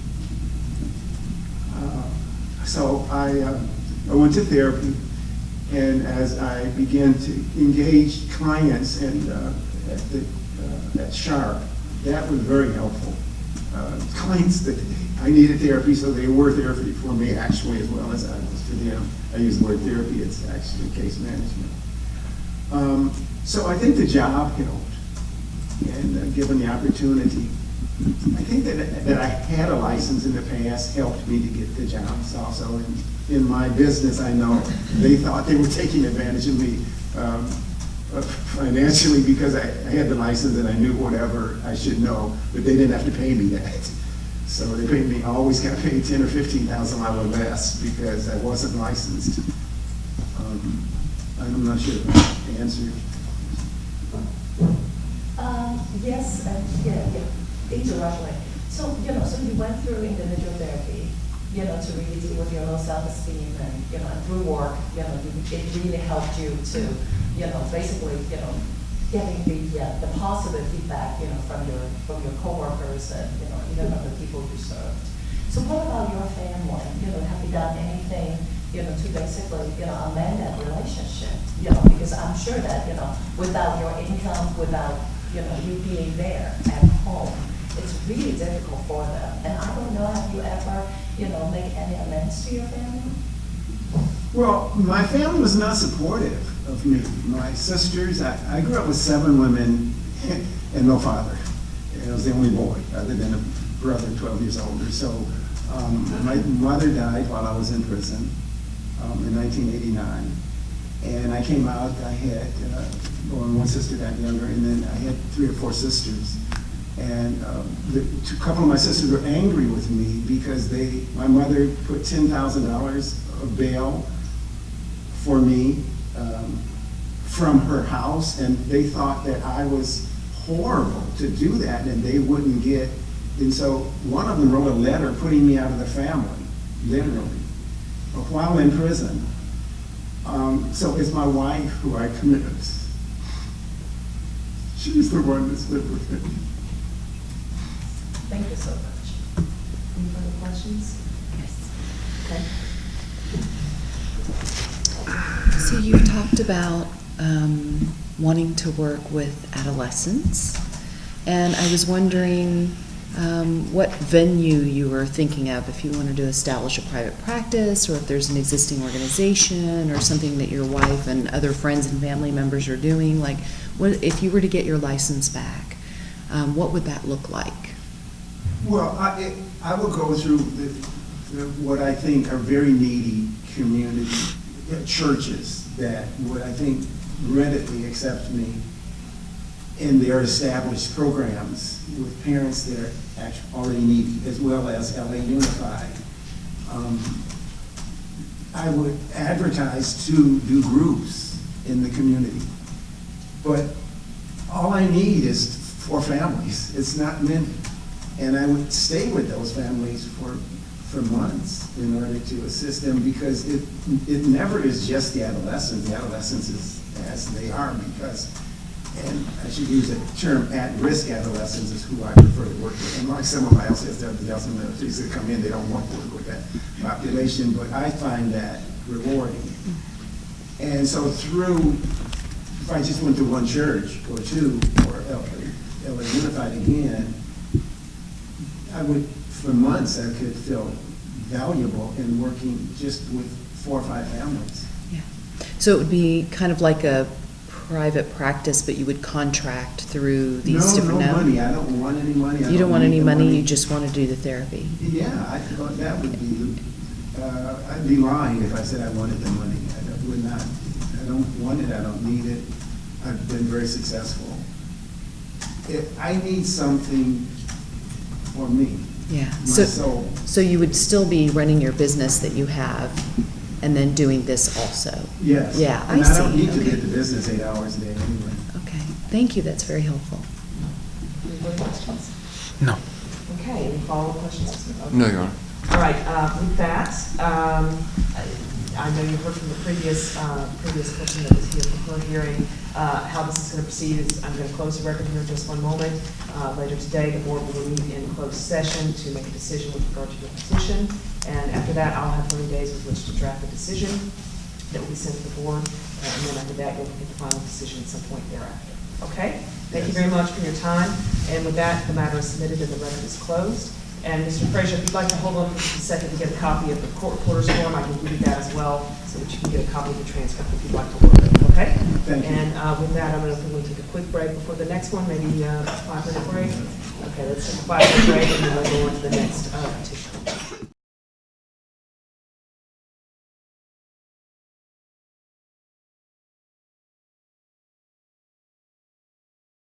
All right, I was everyone's just ready? about Should we thinking start it? that. Because I looked at it and I was like, Okay, I will open the record in the matter of a petition for reinstatement filed by Katya Weber Mills. This bears Office of Administrative Hearings, case number 2016-100247, agency case number skip one, and then- 200170000333. Today's date is November 2nd, 2016. Again, my name is Deborah Knight Perkins. I'm the Administrative Law Judge with the Office of Administrative Hearings, assigned to the Board of Behavioral Sciences, which is convened here today to hear this petition. May I take appearances of the record, for the record, please? Your Honor, Lauro A. Paredes with the Attorney General's Office. Thank you. Ms. Mills, you're here representing yourself, is that correct? Right.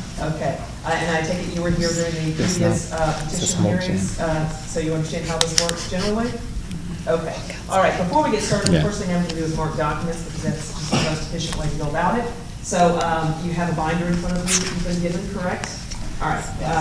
First thing I'm going to do is mark those documents. So the first document I'm going to mark is the petition for reinstatement with its attachments, and I will mark that as Exhibit 1. And the last page of that document is, and actually, Mr. Paredes, I know that the transcript is actually within this. I just stumbled upon it. There's more transcripts, they're different, yeah. Okay. So the last page is a relapse prevention strategies page. The last page is a page from relapse prevention strategies. The next document I'm going to mark as Exhibit 2 is the decision and order. The decision and order as well as the accusation And there's a decision in there, Your Honor, as well. and the decision. And we'll mark all that as Exhibit 2.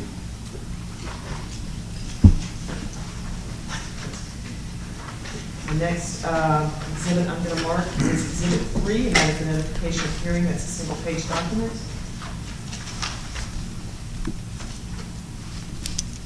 And the last, or in the next document I'm going to mark is Exhibit 4. That is the certification of licensure. It is a single-page document.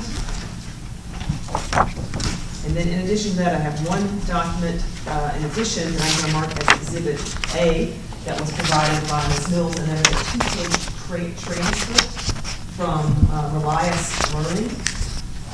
It appears to include courses completed as of all the way up to August of 2016 is the latest date. And I'm going to mark that as Exhibit A. I know that I have the only copy of that document just for record. And Mr. Paredes, I'm assuming you want to admit this document, Ms. Mills? Yes, For please. consideration. Do you have any objections to that? No objection, Your Honor. Exhibit A is admitted. And Ms. Mills, do you have any objections to the admission of any of the documents that I just marked in the binder? No, ma'am. In that case, I'll admit those documents as well. And that is Exhibits 1 through 4. And they are admitted. Okay. And with that, Mr. Paredes, would you like to provide an opening or brief summary? Brief summary, Your Honor. The the applicant comes before the board seeking a petition for reinstatement. The initial discipline was effective on January 26, 2011. It was a revocation of licensure based on unprofessional conduct, specifically possession of marijuana and suspicion of methamphetamines. The respondent has provided work history and some therapy history, so she comes before the board, again, seeking licensure. Okay. All right, Ms. Mills, I'm going to place you under oath before we get started, so could you please raise your right hand? Do you swear under the penalty of perjury to tell the truth, the whole truth, and nothing but the truth in this hearing today? Yes. Okay. All right, Ms. Mills, would you like to tell me why you believe you're entitled to reinstatement? Okay, hi, everybody. I've worked real hard since when I got clean and sober, which was February 19th of 2013. At that time, I went into an inpatient rehabilitation program for chemical dependency at Hazelwood Bedford. And I was there for 60 days voluntarily. And then I did a partial hospitalization program called Focus in Sacramento. I relocated to Sacramento from I had previously been living in Oakland, California, and after I got to Sacramento, I went about trying to get a job. I got a personal service coordinator position with a nonprofit called Turning Point Community Programs, which is they provide mental health services in Sacramento general area, 6-county area. And I started that job in early 2014, and I worked the night shift there. I still work there, and it was a way for me to step back into the field without having a extremely stressful kind of caseload day job situation. So I did that very intentionally because I was offered a day position, but I took the night shift because I just wanted to see how it felt to be working with people again. I was very, very ashamed around the time when I lost I wasn't a licensed marriage family therapist, I was just an intern. But I had worked very hard. I had accumulated like 3,000 plus hours and around that time, and I was very excited. I always felt like this is a calling for me, and so I do want to continue with this work and get back on this career path. And so I've been clean and sober since February 19th of 2013, and I've just been living differently than I was in the past in a way that's been more beneficial to myself than others. Just the way that I care for myself is a lot more sophisticated than it was before. Okay. Dr. Paulson? Yes. Ma'am,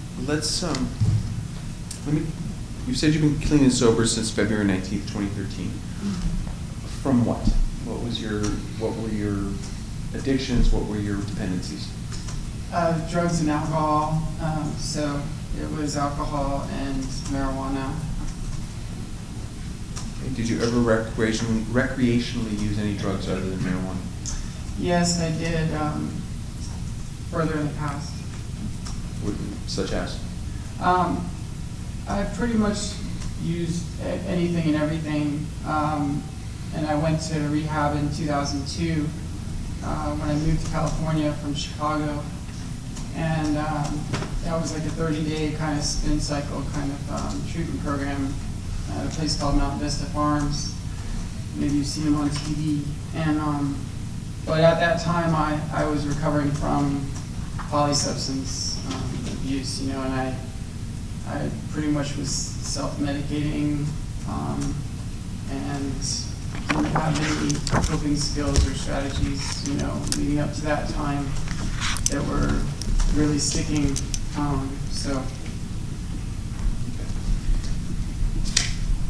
So after this treatment program in approximately 2002, did you basically stop using some of the harder drugs, let's just call it that?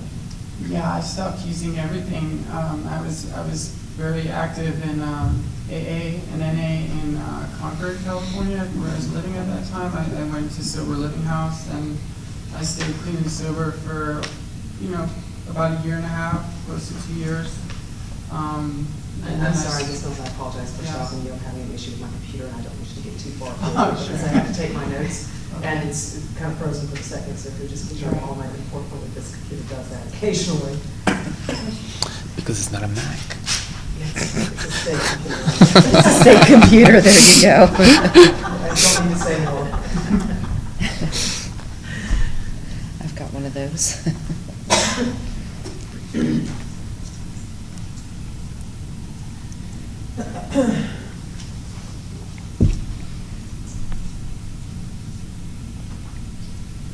Okay, I apologize. Okay, so, All right, I want to try and get as much information out as I can. sure. So in 2002, you go to this program. It's successful, at least initially. So for about 18 months, you are both alcohol and drug-free. Yes. Yes. Okay. And the reason everyone saw you nod, but there's a record, so you have to say yes. yes. Okay. Or no. So what was some of the causes or triggers for your relapse in, say, 2004? I think it was I wasn't really necessarily fully committed. I mean, they say you have to wrap your head around, because in step one, which is powerless over alcohol and your life has become unmanageable, which is two different things. And I saw that my life had become unmanageable, but I didn't feel powerless over alcohol or somewhere in there, because I just started to get the idea that, you know, I could drink again in a safe way. And so I started drinking again. So from 2000, all right, let me talk to you about, just take a step sideways. What was your educational background? Start with, when did you graduate from high school? 1991. Okay. And then college or university credits in related to this field? Well, I got my bachelor's from Northwestern University in Chicago in 1995 in English literature. Okay. And then in 2006, I got my master's in counseling psychology with a holistic transpersonal and with an LGBT certificate as well. That was in June of 2006. Now, well, how long was this program and where did you get that degree from? I'm sorry, that was JFK University in Pleasant Hill, California. And it was a 3-year full master's program. So at the time, say from 2004 to 2006, you were both, did you have alcohol and drug dependency issues while you were in school getting your certification? You know, looking back, one could say I did, because today I do identify as an alcoholic and an addict in recovery. But no, at the time, it seemed to be working out fine. I had a full-time job as a case manager at a chemical dependency place in Redwood City, full service, and I was, I seemed to be able to keep it under control. It's pretty normal in the circles you were running in, but you felt you were in control. Yeah, I mean, I probably questioned at times, like whether or not I ought to return into, abstinence and full-fledged recovery, but I seemed to be able to graduate and get my master's degree, and I was a good employee. I was getting good, I loved the work and everything like that, so. Okay, so you graduate, you get your certificate in 2006. You said you were a full-time case manager before that. What work experience did you have after 2006 when you got your? Well, I was working at the Sequoia Center, the full-service for-profit recovery center, from 2004 to 2008, and then I was laid off, and we subsequently went out of business. But after that, I had about 6 months on unemployment before I got another job. And my next job was with Baker Places, which is a nonprofit in San Francisco. And I was working at a dual diagnosis transitional residential facility, 12-bed. And I worked there for 2 years. All right, and this is to November of 2009. You had a negative police contact. It looks like you were arrested. Yeah. What happened then? The circumstances of the arrest? And the background, what led you there? Okay. I was hanging around with an nefarious crowd, I guess you'd say, and I just wasn't really too picky about my friends and associates, and I was smoking a lot of pot at the time, and I was drinking as well, and I ended up getting, I was at you want to know the circumstances? Okay. So I went to a motel with my car because my repairman and friend was actually staying at the motel and was going to repair my car there in the back lot. It was on Telegraph in Oakland, and I was in the motel room, and he was kind of repairing my car, and then we were just hanging out because there were some other friends there too, or people that I considered my friends and acquaintances at that time, and it wasn't. It was kind of a den of iniquity kind of thing, and there was a lot of drugs and paraphernalia and stuff going on around me, and I shouldn't have been there. And the cops came because the gentleman in question, the repairman, my friend, he was on probation or parole or something, and the cops came and they're allowed to knock on these doors and do checks, you know. And so at that time, we were all placed under arrest while they searched the room, and they, well, they asked at first, does anybody have anything they would like to give over to us as, you know, criminal activity or whatever, and I had marijuana on me. So I gave marijuana to the officer and was cited for that. Now I had other stuff around me, and they subsequently through the search found paraphernalia and suspected trace amounts of drugs on my property.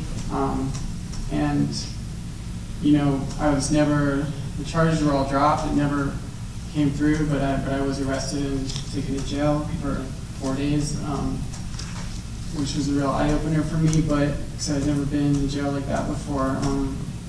But I guess it's a kind of situation where it's like, you think people are your friends, and you think that, well, obviously my wrongdoing, my irresponsibility with the marijuana, and just being in that kind of company, I totally, fully take that on, you know, and just what I was doing and how I was living at that time. But in terms of like the other charges and all that stuff, that it's like, well, I mean,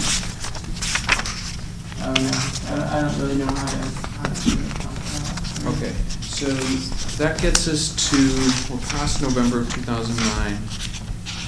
What are you doing from, all right, so that, you have a hearing with the board. Yeah, I quit my job in 2010 in September, entered into Kaiser outpatient chemical dependency treatment, and appeared before the board around that time. Okay. So you have a hearing. At that time, tell me about this Kaiser program. How long was it, and where were you? You finished it? Yeah, they call it the CDRP. It's an outpatient, almost like a partial. I mean, it's day treatment. And no, I did not successfully complete that program. They wanted me to step up a level of care, and I just at the time I couldn't afford it because I failed a tox screen marijuana, and you know, I just wasn't ready, and I didn't complete that program at that time. So there's a decision in order here revoking your license effective January 26, 2011. Mm-hmm. What did you do from January 26, 2011 until you entered the treatment program, until your sobriety date? Let's start there. Yeah. Those were probably the most hopeless and depressing years of my life. I was on unemployment, and I just was very depressed and ashamed, and it was a terrible time. I don't know why certain people have to hit bottom so hard, but in my situation, that's what happened. And I mean, I really thank God for that. However, because for some reason I needed to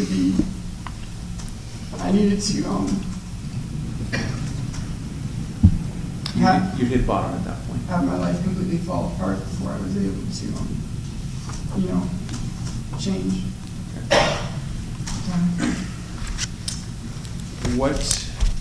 So you've gone to a couple of different treatment programs. The one in 2002 and the unsuccessful one at Kaiser, and then this more successful program in 2013. What's the difference?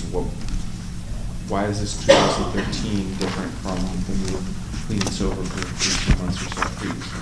Okay, yeah, I mean, I do think that it was,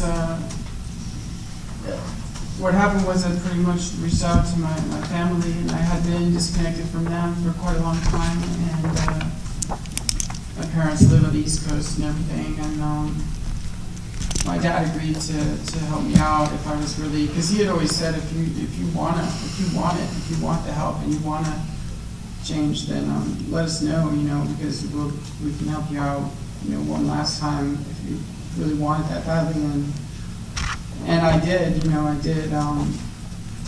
so, I went to that treatment, and I was fully committed and to changing my life. Like I said, that part of the first step, that powerless part,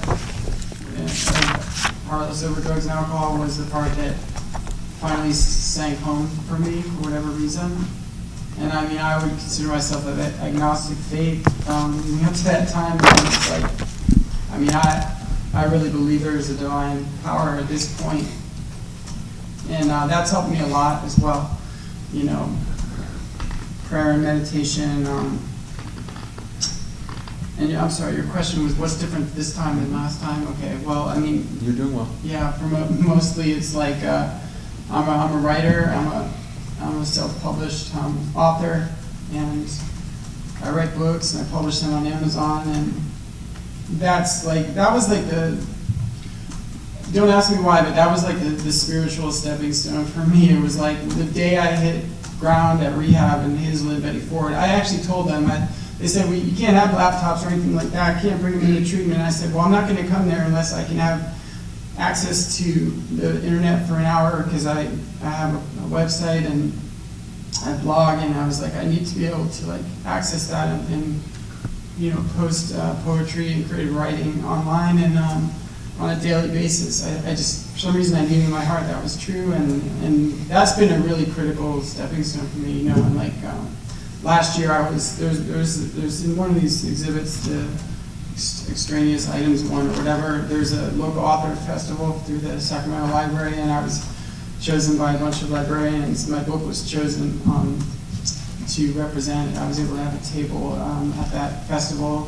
So that was something for me, a part for me that was missing. I was often very invested as a social worker in my work, and I think I kind of became that role, without much going on outside of it, So my personal life suffered under that, because I'd be going home and taking my work home with me, and because I'd have clients that were in San Francisco, clients passing away and stuff. That stuff's really hard. It's heavy. You take it home with you, and you try to think how are you somehow partially responsible for that or whatever. Taking on too much like that. So I needed to really get my personal life together, because it ended up just being go home and sleep, or the weekends watch TV, watch some Law and Order, Criminal Intent marathons or something like that. And it's just that's not a life, you know what I mean? It's not a life, and so, you end up hanging out with the next common denominator in my case, which was just people that were not going anywhere necessarily with their lives, and it just fed on itself. So, I mean, the difference is this time is that I do the writing, I have a life, Tell me about some of the Yeah. support structure you have. Yeah, my family, for one, my dad and my mom are back in my life. How often do you speak to them? We do FaceTime chats a couple times a week usually, and I talk to my dad Monday mornings, and then I've got my brother and my sister-in-law and their 4 kids that they live in Orinda, so I'm able to talk to them also, and see them every now and again, and my sponsor, there's a letter of reference from my sponsor in AA. How long have you had that sponsor? Since early 2013, maybe June or something, because I moved to Sacramento, and I think it's Have you worked the 12 steps? Yes, I have. Are you starting them again, or have you? Yeah, I mean, I haven't restarted them from one, but one is always in my mind, and step 10, when you're wrong, promptly admitted it, those kinds of things surface related to just things that happen in your life. And step 11 is prayer and meditation.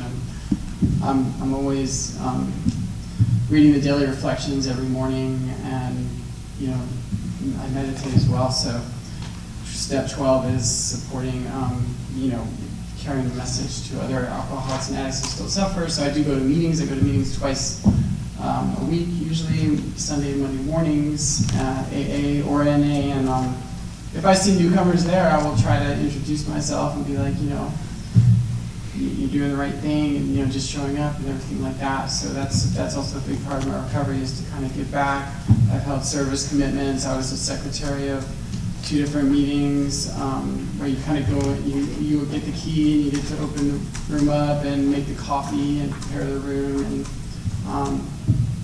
kind of host the event, basically, you know. All right, let me ask you a couple more questions. Yeah, The- sure. The job that you currently hold, what do you do there? It's a crisis residential 6-bed facility, and we get referrals from UCDER. So a lot of our clients are dual diagnosis and just coming out off of a suicidal episode of some sort. So my job is, well, night shift, it's usually pretty quiet, but we'll usually have 1 or 2 people that might be manic or unable to sleep. Insomnia is prevalent, so I'm trying to keep them at ease and talk to them, counseling as needed. Crisis intervention is a big thing there. And also, I can't run groups there because I just do the night shift, so I leave by 8 in the morning, but we provide medication in the morning and breakfast and coffee. We wake them up and help them attend to daily living, ADL skills and stuff like that. Right. In your treatment, what triggers, if any, have you identified?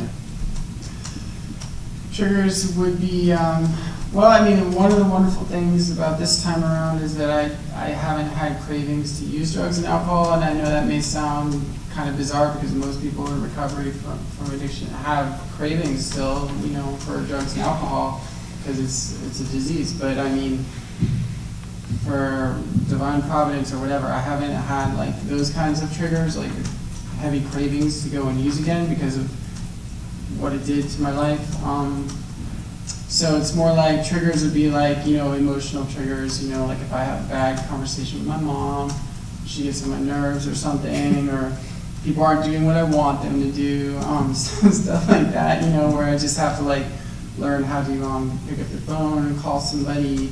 I do a lot of running. In fact, I'm training for the California International Marathon next month, and that really helps with like any kind of anger that I might have, you know, just going out and running along American River, which is a beautiful place to run, and getting out in nature. So triggers would be that, you know, these days a lot of the triggers are, it could be stress or it could be relationship or Let me ask you more.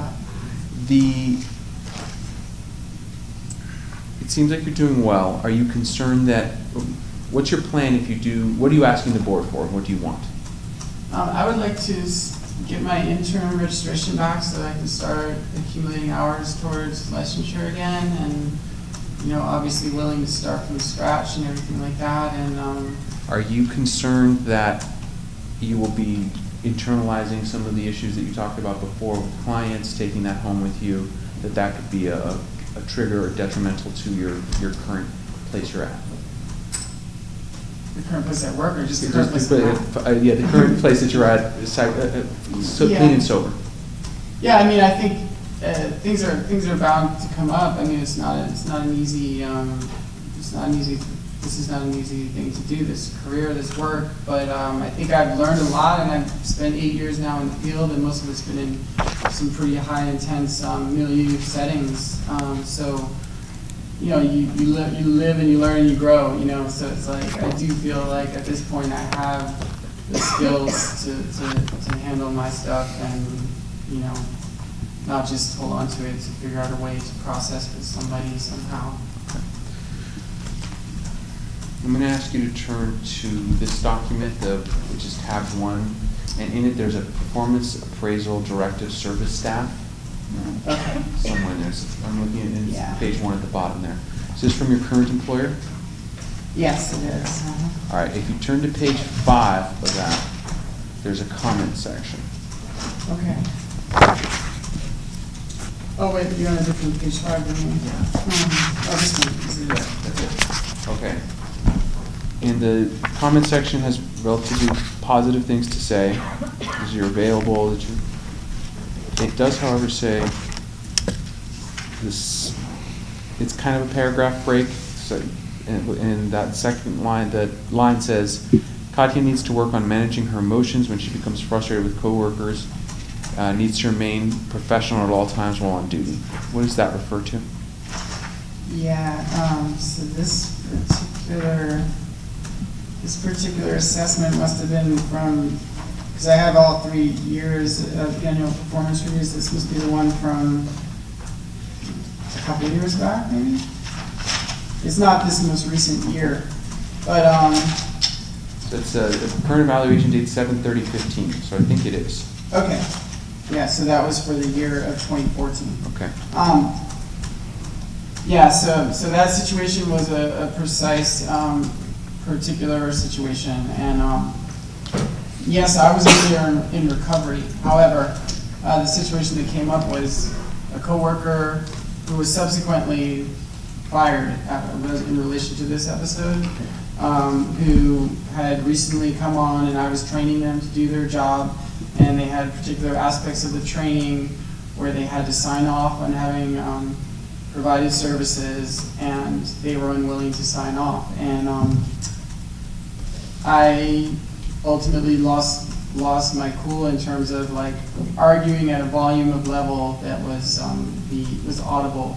And one of the clients who was, because we're right there on the floor, but we have our own office, we should have closed the door, we should have kept the tone down or stepped outside, but the argument was relatively heated because what happened was my idea was I'm going to call my supervisor and ask them to tell this person to sign this document because I can't leave my shift until they do. And I did that.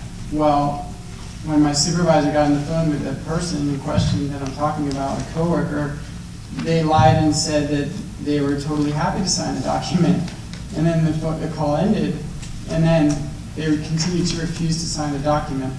So we just got our volume of our voices raised, and one of the clients overheard and later told the supervisor about that situation, that they felt uncomfortable approaching the office at that time.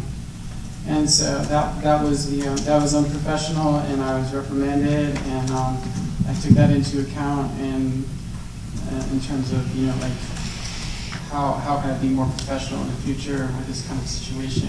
Like if you have somebody who's not willing to do what they're supposed to do, what can you do without raising your voice and that kind of thing. So that was the situation. I have no further questions, Your Honor. There is one page in here which I tabbed but didn't refer to court.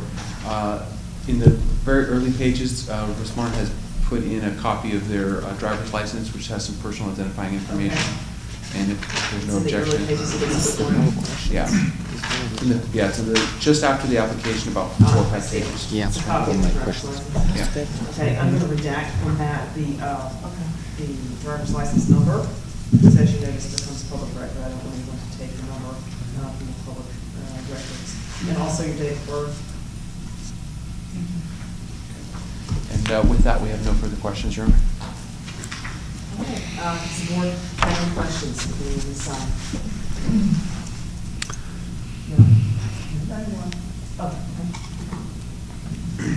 Renee Lauder, LCSW member, I want to thank you for coming in. What kind of career goals do you have? I mean, let's imagine you have your registration reinstated. What kind of internship or what kind of setting would you like in which to gain those hours? And then what are your ultimate career goals? Okay, thank you.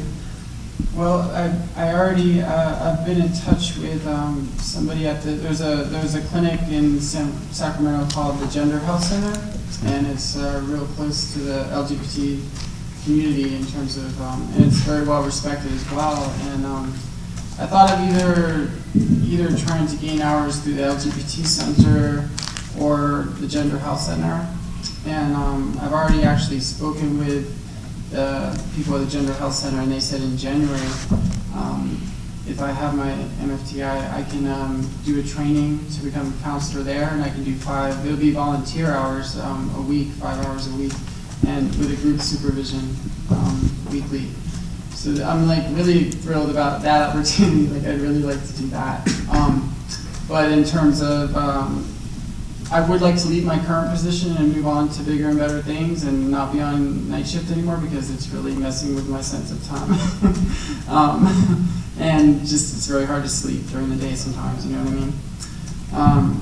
So I've looked into state and county jobs. Right now there's I applied for a county job at Schmichter, which is like it's a psychiatric unit, which is, I've never actually worked on a locked ward or anything like that. I'm just curious about that, so I did apply for that position. And of course, I wasn't able to put that I have my MFTI, but that's not required for that position anyways. But I think if I had it, I could possibly get hours in that. But I do enjoy working with dual diagnosis, and I have both sides. I have experience working with people with chemical dependency and mental health. Mostly my last 2 jobs has been people with mental health issues, so with secondary addictions usually, you know. So I mean, I've thought about maybe wanting to treat people with chemical dependency primary again, which was the job I had in 2004 to 8, which I enjoyed case managing and stuff. So, but then like private practice and all that would be a longer term goal, you know. But I am very comfortable in the milieu setting. So, Thank you. thanks. Hi. Hi. You had 2 relapses. Right? Treatment, relapse, treatment, and not. Yeah, Okay. that's correct. Can you really feel confident that you're ready to take on the stresses of a day job in this field without it setting you back again? Yeah, that's a good question, Karen. I mean, I guess there's no knowing 100% for sure until you get there. I just feel like with all that I have going on in my personal life now, that my personal life is much more fulfilling in a sense than it was before. That might be the difference maker. I mean, besides just being more committed to recovery and more involved, because I did stop going to AA those times that I relapsed in the past, and now I have a connection with AA and my sponsor that I don't want to end, you know, like I really enjoy that relationship. And I mean, I go and see my sponsor and her family on Thanksgiving, for instance, so it's like, you know, I'm much more enmeshed into that as well. So, but you know, like if I had a day job and I felt like the stresses were mounting or something, or that I was putting aside my personal life, I would have to really, you know, see that as a bad sign and take action around it, you know, because that's the last thing that I feel can happen now is to lose my sobriety again. And do you have an idea from all your education of how you would prevent a relapse? Specifically, I want to drink again, or I want to use again, or smoke again, because that's the way you feel. How are you going to deal with that? Okay, like if I had a craving right away or something like that. I mean, I think that it would require reaching out for help if possible, but a lot of times when people have cravings, they say like, you know, the phone becomes like 1,000 pounds or something, like it's too heavy to pick up. So I know that that's perhaps true, so that's something like you can't count on being willing to like pick up the phone when you have a craving.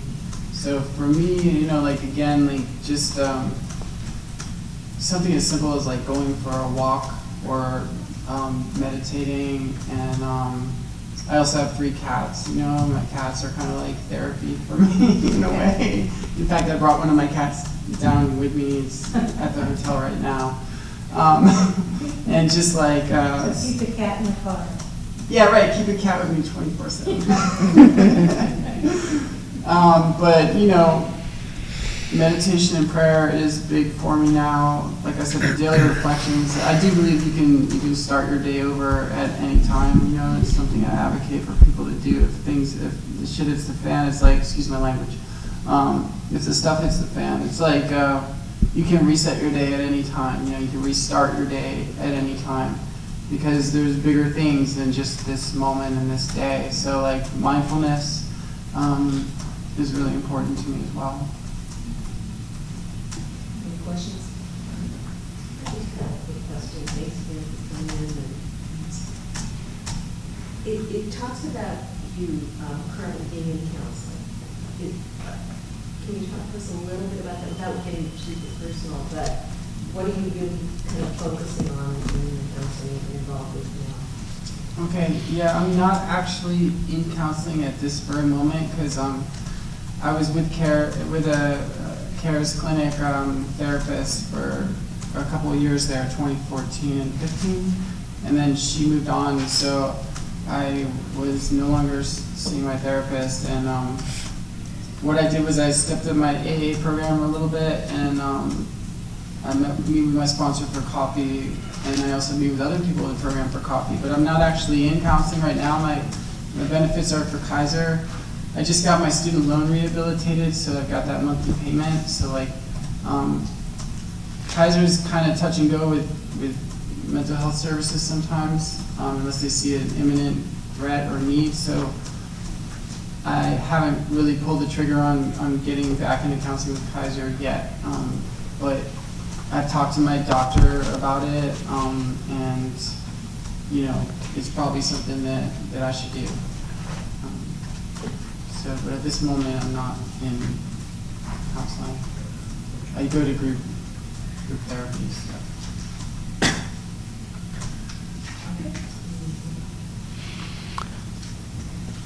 I have two questions. So, I'm very glad that you have that wonderful gift of writing. You know, it's amazing. So can you tell us a little bit about the theme of your blogs and your writing? Oh yeah, sure. Yeah. Yeah. Well, I'm writing an urban fantasy series. So it's a first-person told story, and it's basically about a girl who's got like psychic powers, and she was kidnapped by some people, and it turns out that like the people that kidnapped her actually they also have psychic abilities, and they're trying to kind of reclaim her to her own nature so she can understand who she is, because she doesn't realize like that she had all these gifts that were under the surface that she wasn't using. So she kind of is in the midst of fighting bad guys and stuff like that in the city. So it's an urban fantasy. It's not, urban fantasies are different from real, they're called lower fantasies because the fantasy elements of the story are not like way out there. There aren't like dragons and stuff like that going on, you know. But it's a coming of age story, and it's a story of healing, and yeah. Sounds like a little bit of personal journey to me. Yes.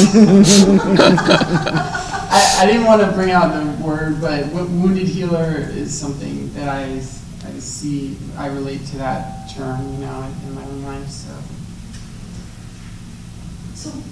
you know, if that's, you know, my suspicion is true, that, you know, it's kind of like a personal healing journey for you.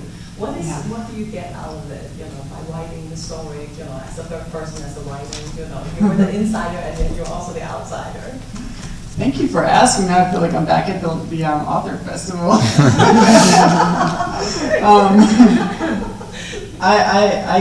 I always wanted to be a writer. Like I tried to write. Me and my best friend tried to write novels when we were 11. You know, like I was a big reader. I read a lot of Dickens and stuff like that. And as a young kid, and I just was fascinated by like David Copperfield and those books. And so I was like, well, I want to write one myself. You know. And so I always, actually my whole life, it's been like something in very much the forefront of my mind to like be an author and be a published author. And there were several times that I tried to get that going on. But really for me, the process is quite magical. It's just like I sit down and start to write something, and sometimes it could be abstract, and then sometimes it becomes suddenly more concrete. And I find it so rewarding, I mean, to sort out my feelings and my thoughts, and getting a book together. I recommend everybody try to self-publish a book at some point, because it's just like the coolest feeling to have like this.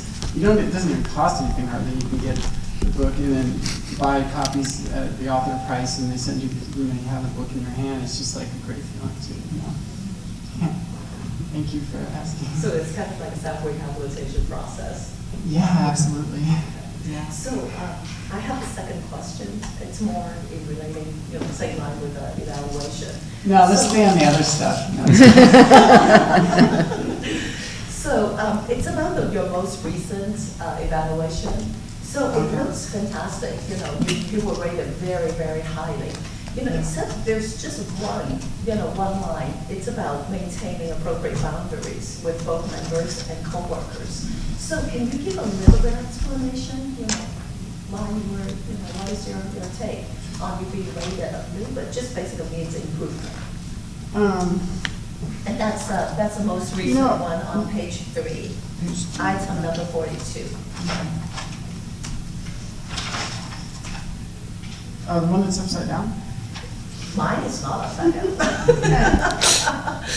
Appropriate boundaries. So it's the evaluation, the date is 4/6. Improvement. Oh, okay. Yeah, it's just that one. I don't mean to, kind of find bones in the egg, is what I'm trying to say. I'm just trying to think what that was in relation to. I mean, there are times when I felt it's okay to like share with clients that I'm in recovery. Like if I feel like it's going to be of service to them.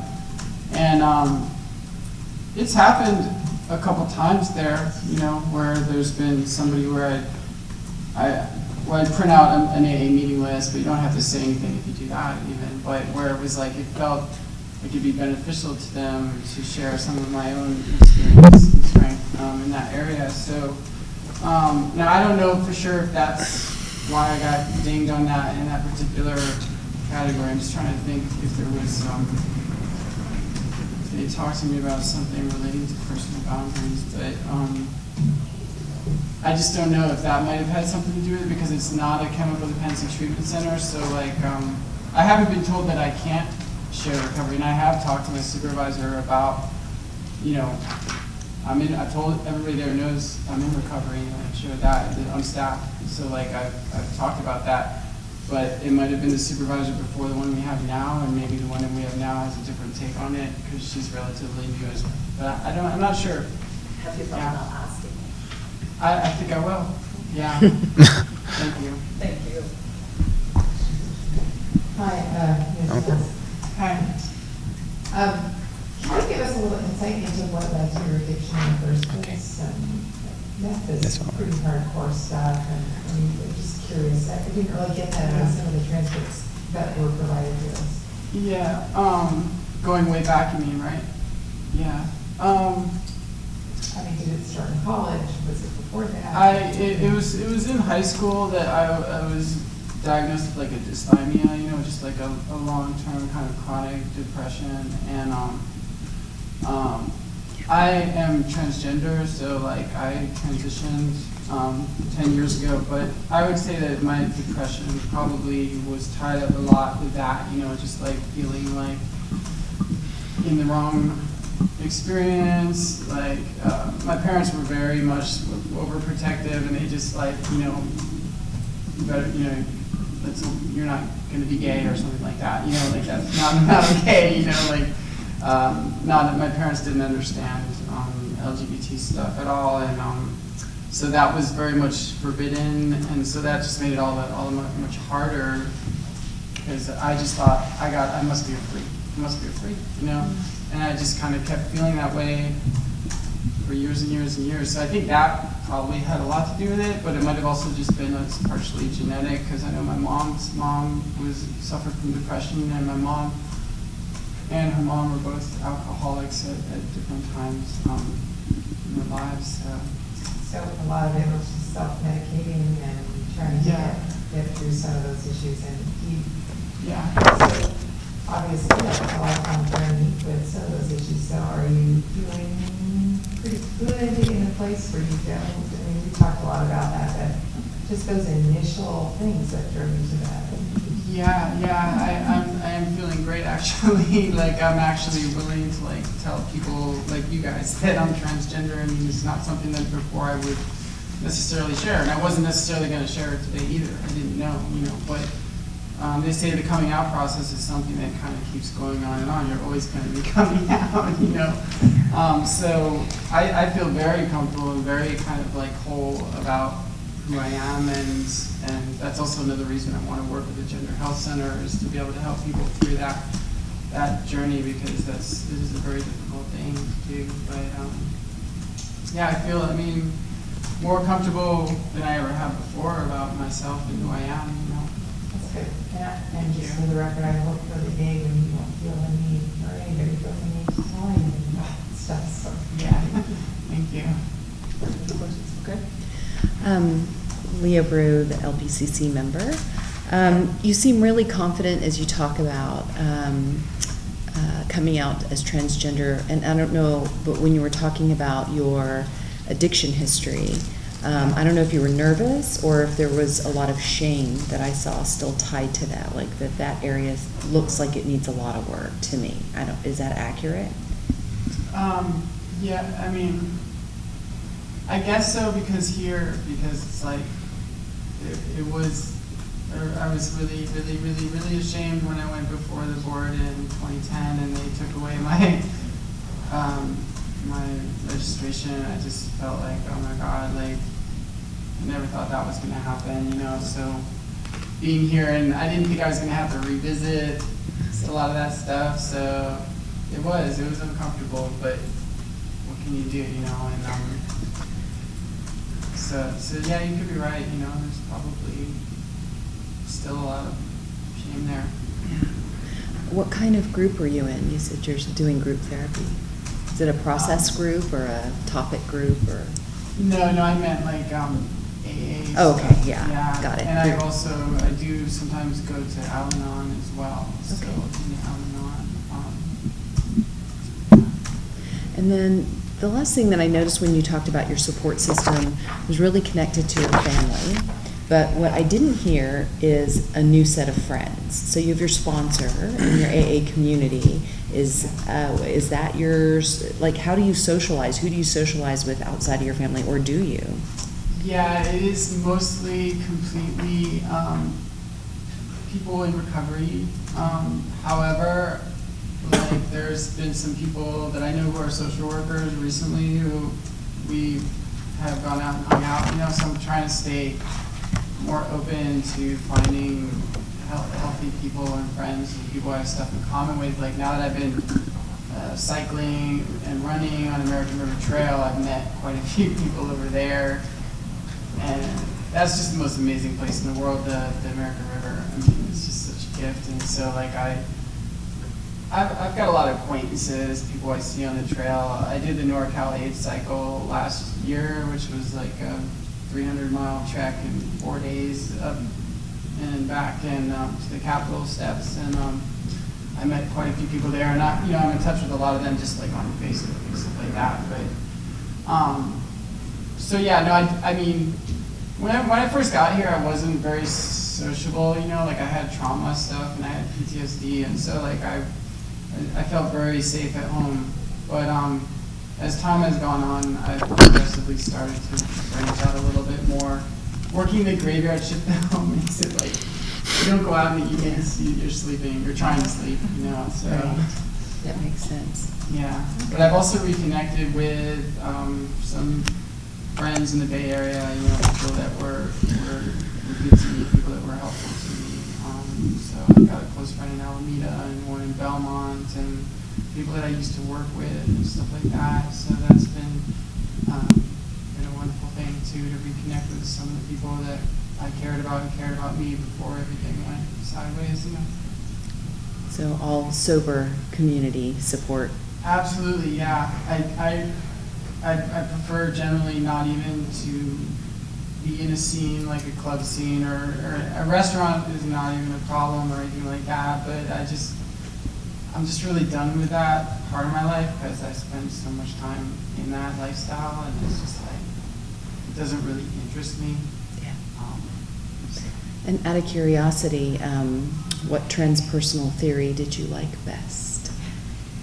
You know, I really love Ken Wilber and integral psychology, and I go to YouTube and watch his videos a lot. Just curious. Thank you. Any further questions? Yes. Max Disposti from the public.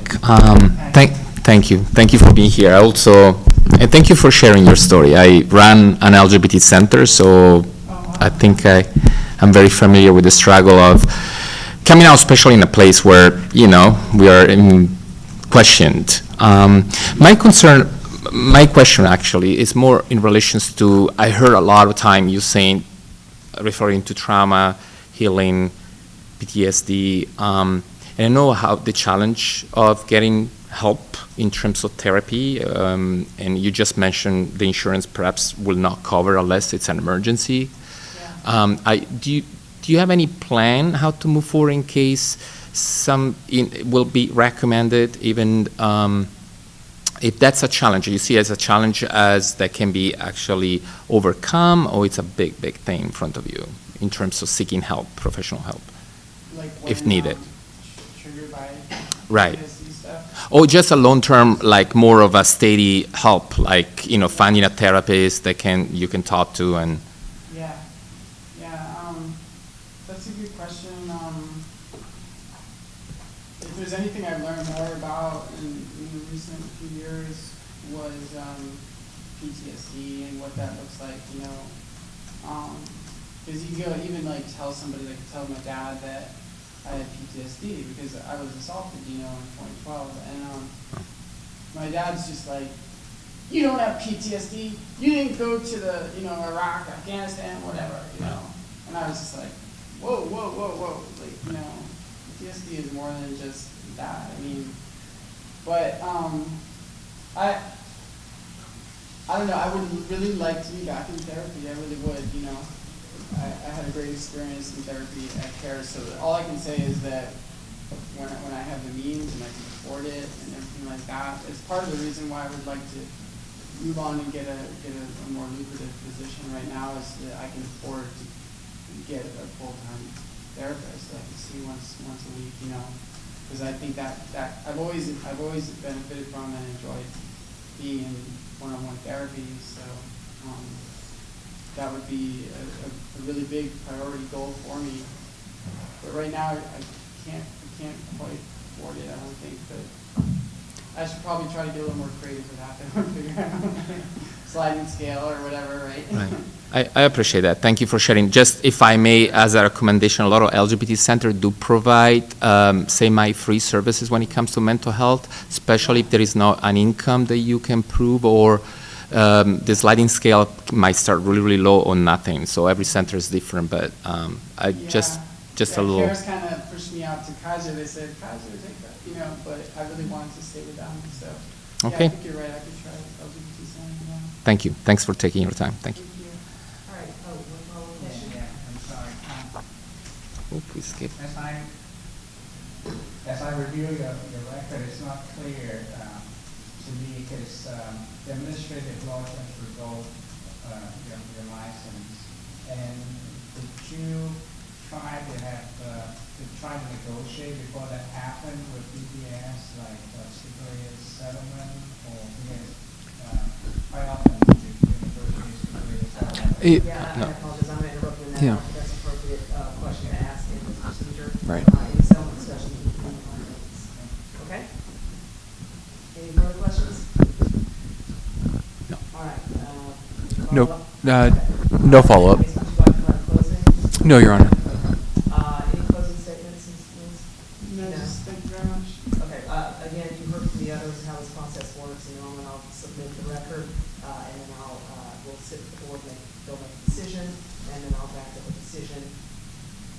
90-day time period, and then they'll eventually send it to you after that, okay? And with that, the matter is submitted and the record is closed. And Ms. Mills, if you'd like to wait, there's a copy of the court order, signed court order document, if you want to get a copy of the transfer of payments. Okay? Stand. Oh, we've got one more.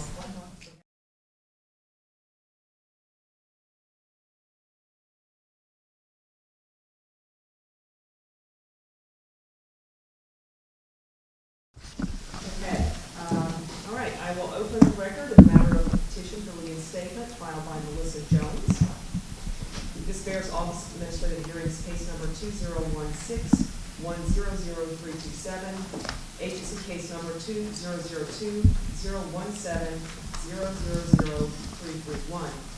Today's date is November 2nd, 2016. My name is Deborah Knight Perkins, and I'm an administrative law judge with the State of California's Office of Administrative Hearings, assigned to sit before the Board of Sciences for consideration of the petition. May I call the hearings to the record, please, for the Attorney General's Office? Your Honor, Lauro A. Paredes with the Attorney General's Office. Thank you. And Ms. Jones, you're representing yourself today, is that correct? Yes, I am. And I assume you sat through all the other presentations, so you're probably familiar with how this is going to proceed, correct? Very much so. Okay, all right. With that, the first thing I'm going to do for convenience is to mark the documents. And you can provide a notebook. Are there any other documents other than those in the notebook that you would be provided today? Yes. Oh, you do have documents, okay. Well, let's mark the one in the notebook first, and then we'll move on to your documents. Actually, might be easier just to pass them out with multiple copies. Do you have multiple copies of the documents? I have 14. Okay. In that case, Mr. Pellis, maybe you can. That's exactly you can right. collect it. Sure. His copy. No.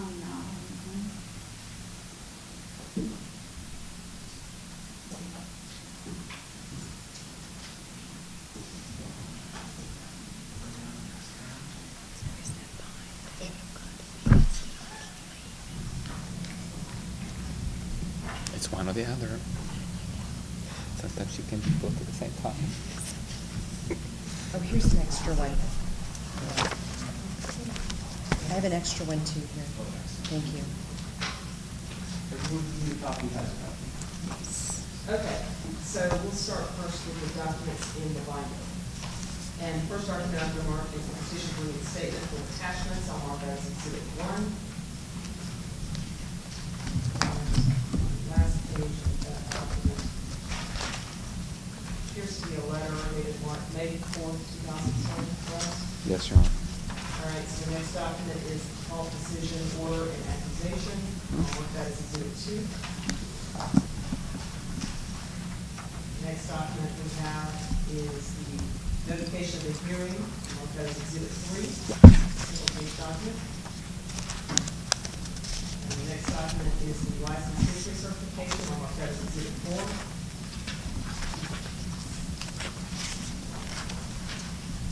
And that, next document that I have is one that was just handed out.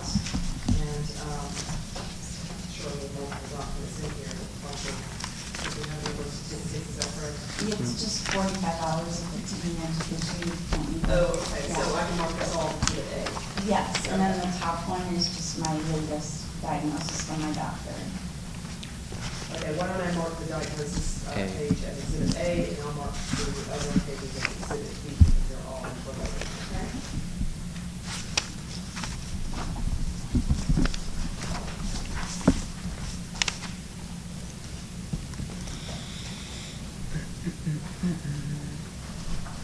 Are there any objections to the admission of the documents in the binder? No. No. So I'll admit it's 1 through 4.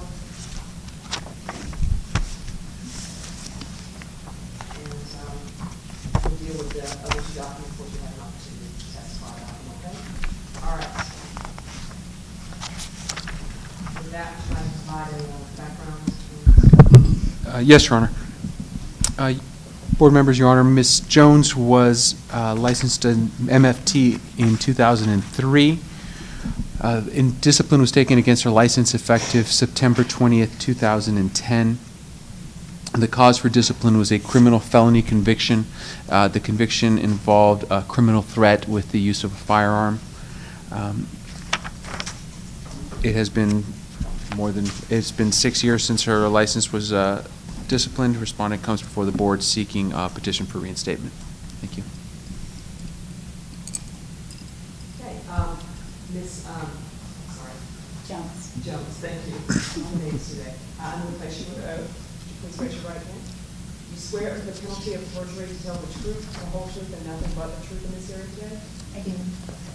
All right, Ms. Jones, what would you like to tell us today with regard to compliance with I prepared a statement to read, because I know how nervous I would be, and I am, so I just don't want to leave anything out.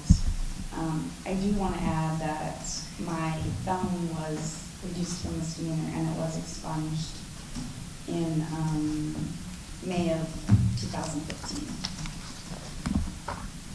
So I first want to tell you all thank you for letting me be here. I never thought I would have this opportunity to be here today. I'm asking that you reinstate my license as an MFT. I am here because it has been 7.5 years since my conviction, and I've made significant changes that I want to talk about in my life. And my bipolar has been in remission for several years. I very much want to return to working as a therapist, and I am willing to do whatever it takes.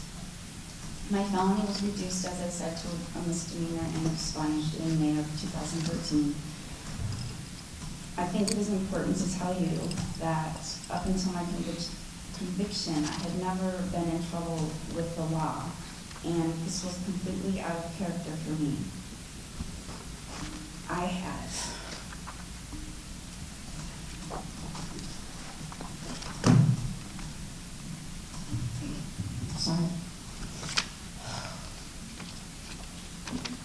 had never been in trouble with the law. I had held the same position with the same company for over 12 years. What I failed to do was recognize not only how overwhelmed I was, but I failed to recognize the signs and symptoms of my disorder. While I was overwhelmed, taking care of family, friends, and clients, I failed to take care of myself. I've learned to recognize triggers that can lead to a manic episode. I have learned successful ways to keep my mood stabilized, and I've not used alcohol in over 5 years. My lifestyle has completely changed, and I have a new support system. More importantly, I have learned to take care of myself and ask for help and accept feedback and keep my stress level down. I know the importance of my therapy, my medication, and utilizing my coping strategies. I intend to continue being a law-abiding citizen and focus on taking care of me and my 2 children. I hope you will allow me the opportunity to return to practicing as a therapist. I miss working with families, and I feel I was very effective in helping other people. And again, I'm very grateful to be here, and I understand the seriousness of my conviction. cross-examination? All right. Ms. Jones, can you give me a little background as to your education and then relevant work history? Thank you for starting with an easy question. I am originally from Ohio, and I received my bachelor's degree in English with a minor in psychology, and then went on to get a master's at the same university, University of Toledo in Ohio. And you now live in Northern California. When did I do. When did you move there? I moved there when I was about 27. Okay. And you said you worked for a company for over 10 years. What was that company? It was Tingham County Mental Health. It was a county agency, and I worked in the juvenile detention facility for over 12 years. In that capacity, what did you do? You worked with juvenile mental health, but can you give me more background?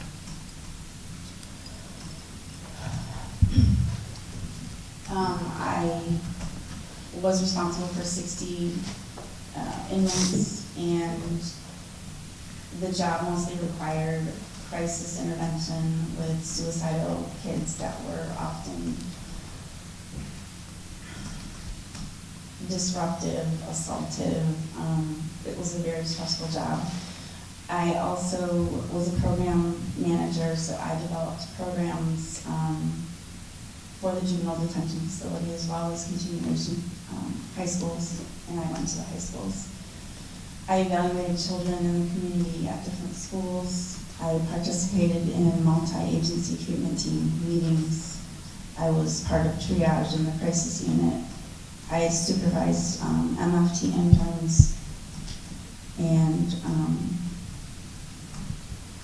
I also trained probation officers and incoming juvenile hall staff on mental health and suicide prevention. And that was for the County of Tehama? Yes.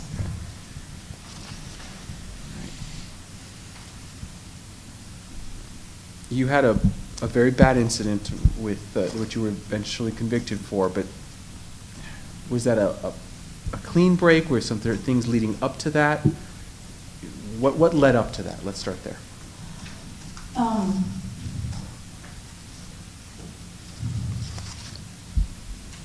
Well, everything in my life, as you can see, my job was extremely stressful, and I was working full-time, 10-hour days, 4 days a week, with a 45-minute commute.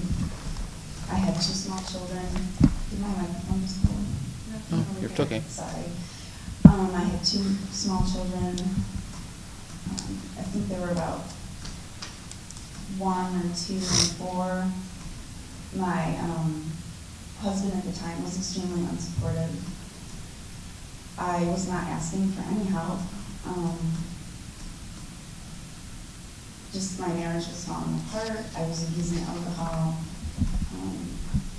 And then when my mania hit, I just thought that I was very goal-oriented or something. I wasn't sleeping, and then things at the county got bad because I was involved with a man who had been terminated, was trying to sue the county and get me involved in it, and I didn't want to, and he was following me around. And I was becoming paranoid. I worked with a lot of gang members in the facility who I often had to testify against, and just it seemed like everything was spun out of control, and You were using alcohol to self-medicate at that point? yes, I was. How long do you think before this incident that you had been abusing alcohol? I would say I started abusing alcohol in high school, and then through college, I didn't really drink because I had a boyfriend that didn't drink. And then once I moved to California, I met my husband at the time, and then it was just an ongoing thing regularly on the weekends. I'm not a daily drinker, but I am a binge drinker. And then, I'm trying to gather my thoughts here. Let me ask you another question. Okay. Since this incident, what is your relationship with alcohol? I don't have a relationship with alcohol. It came to a point where my life had fallen apart, and I was starting to see the connection between using alcohol, and it's not just alcohol, it's caffeine or diet pills or anything like that. But there's a significant connection there, and what the alcohol would do is it was causing me to become mixed between mania and depression. And I ultimately left my house, my husband, because he wouldn't get the alcohol out of the house, and didn't believe I had a drinking problem. And it's probably will come up later. I ended up going to AA and changing entirely changing my lifestyle and my support system. Okay. When did you start going to AA? Okay, it's okay. Let's see. My sobriety date is in October of 2011. I'm sorry, I had to write all these dates down.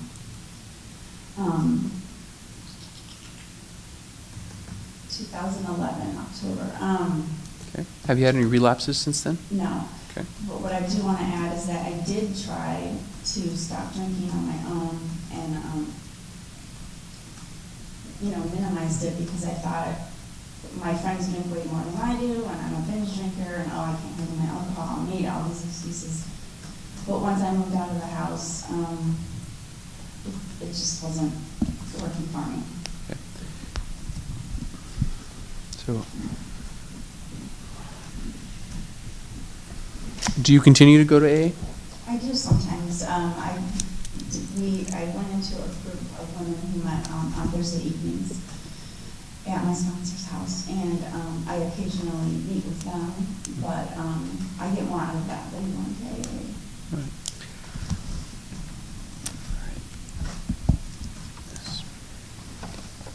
So you were convicted in about April of 2010 for an incident that occurred in March of 2009. Did you spend any time incarcerated? I did. For how long, in what facility? I was sentenced to 90 days. I did 45 days and 11 hours at the facility in Redding, California. The county jail. All right. Otherwise, you would have been sentenced to this facility you used to work at. Is that correct? Correct. I had to go there for a few days, but I had to be on Administrative segregation? segregation, and then they moved me up to Reading. Okay. All right. Since your release in 2011 or so, what have you been doing for employment? Well, as you can imagine, it's been kind of a good job. I did get a degree from UC Davis in paralegal program, and I did work for an attorney for, I think it was about a year and a half, but it wasn't fulfilling, and I didn't really like it, so I decided to open a baking business so that I could be home with my children more. And there's a cafe down the road, and I would bake for them, and I did weddings and things like that.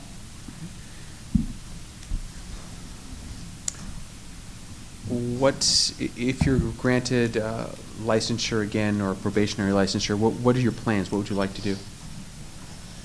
I'm definitely not going to work in a juvenile detention facility. But what I would like to do is work part-time. There's an agency down the road from me. I would like to continue working with families and doing program development. I feel like I was very good at it, and it was rewarding, and that's just really where my heart is.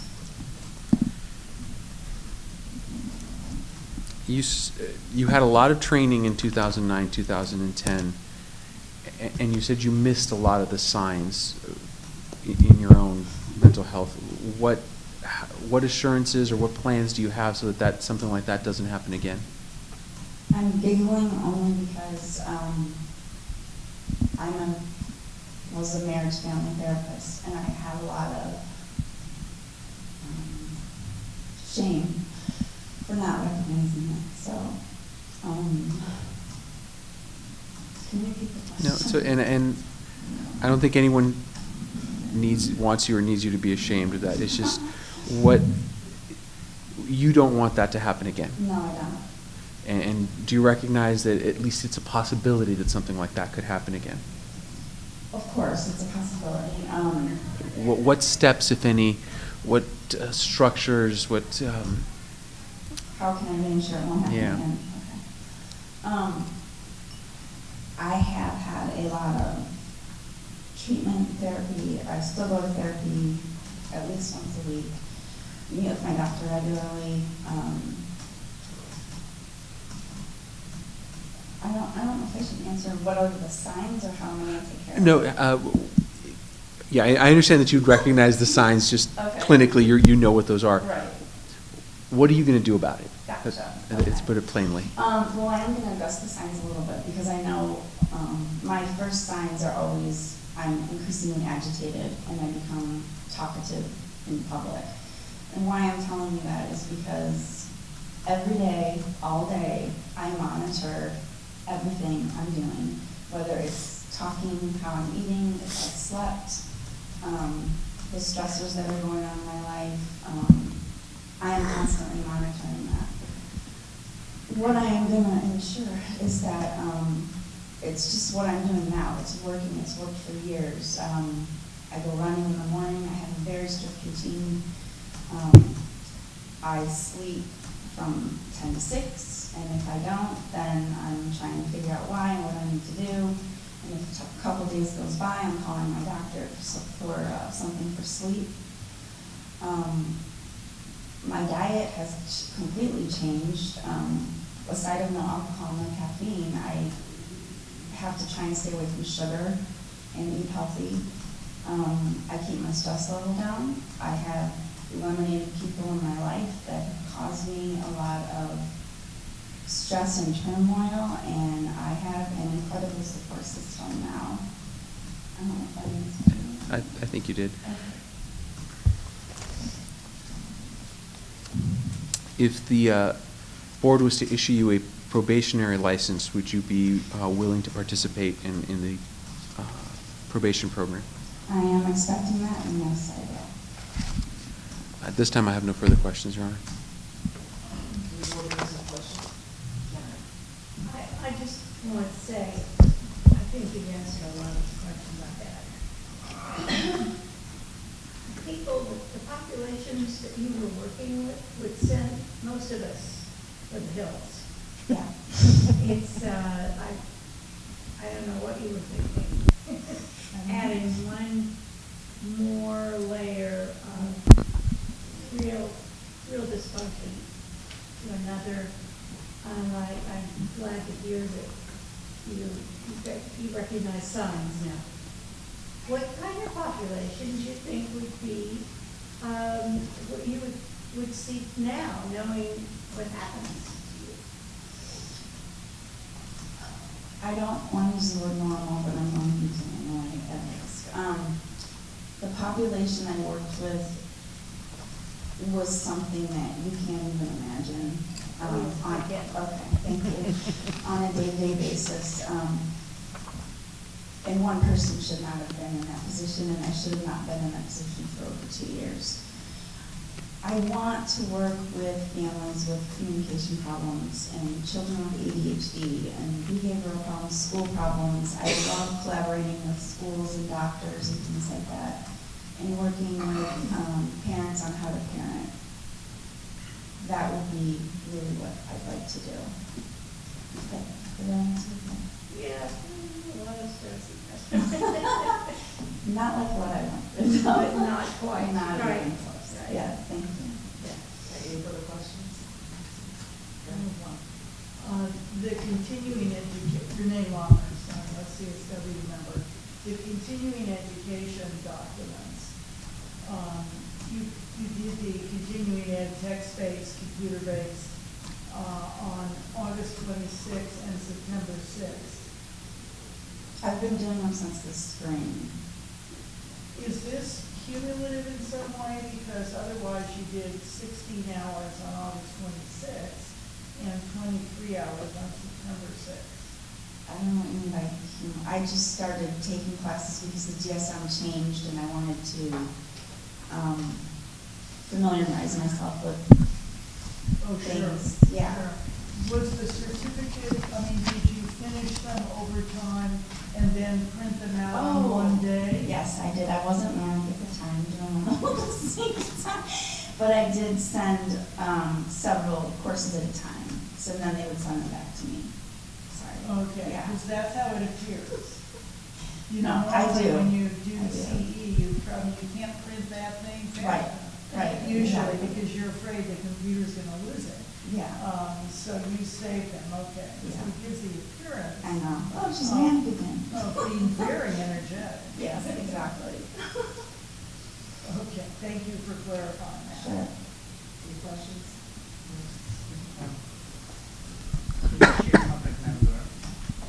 Peter Chu, public member. Thanks for coming to me. Is it just because you didn't write down the sobriety date, or you actually have a sobriety date? You said It's October. October 15, 2011. I'm sorry, I have about 7 dates written down and I'm nervous and. That's fine, that's Okay. understandable. Seems like you might not get as much out of the AA, so if part of the probationary term is, support group, including AA, what is your thought about that? Because, I just want to know whether we're sending you to something that is not helpful. It was helpful at the time. I mean, that's how I was like listening to stories and like, okay, I'm an alcoholic. There's a serious problem here, and I could relate to them. But as time went on, I found meeting with women on a more intimate level was more helpful to me. And I went to AA for, I want to say 1.5 to 2 years.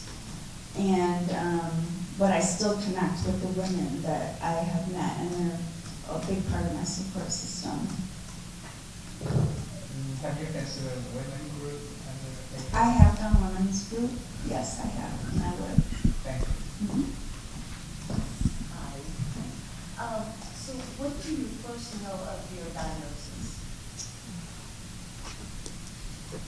Okay, so it's difficult to answer that because I was in a lot of denial about it. I think my therapist approached me about 6 months prior to the conviction and said, we need to talk about bipolar disorder, but I mean, I was just grandiose and didn't want to believe it, and now looking back, I have bipolar disorder.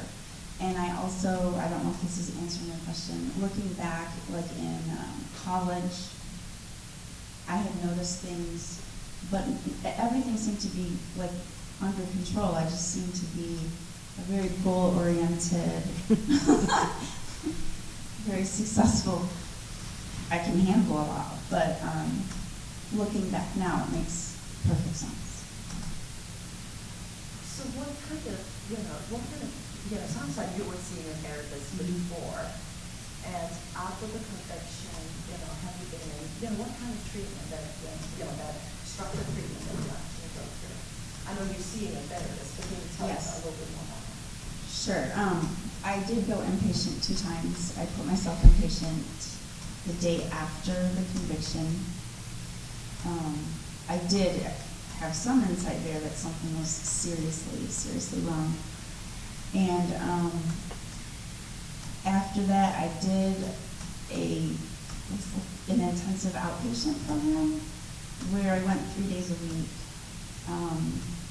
And then I also tried electric convulsive shock treatment. And I'm telling you that because I was willing to do whatever it took to get back to where I was and to just stabilize myself. I mean, I tried medication after medication for years to try and get stable. So I have done that. I'm always reading about bipolar mania. I meet with my doctor, like I said, regularly. My therapist is only a phone call away, even on the weekends. She's amazing. And I meet with her once a week, and if things aren't going well, then I can do twice a week or more if I need to. So it seems to me that, it's a struggle to definitely, recognize the signs and dealing with the bipolar disorder. Where are you at in terms of, accepting or that the diagnosis? Well, nobody wants to have it, yeah, and I know that, it can be, you know, initially I was very ashamed of it, and I didn't want to tell people, which is, I'm a therapist, you know what I mean? I should not be thinking like that. So, now when I befriend somebody, not right away, but I do tell them that I have bipolar, my family knows. And I'll talk to people about, okay, my mood's going down, my mood's going up. I've accepted it, and I just think that there's so many other things that, I mean, I could have cancer, or I could, you know what I mean? Everybody has stuff, and so if this is what God's giving me, then I'm just gonna deal with it. Sure.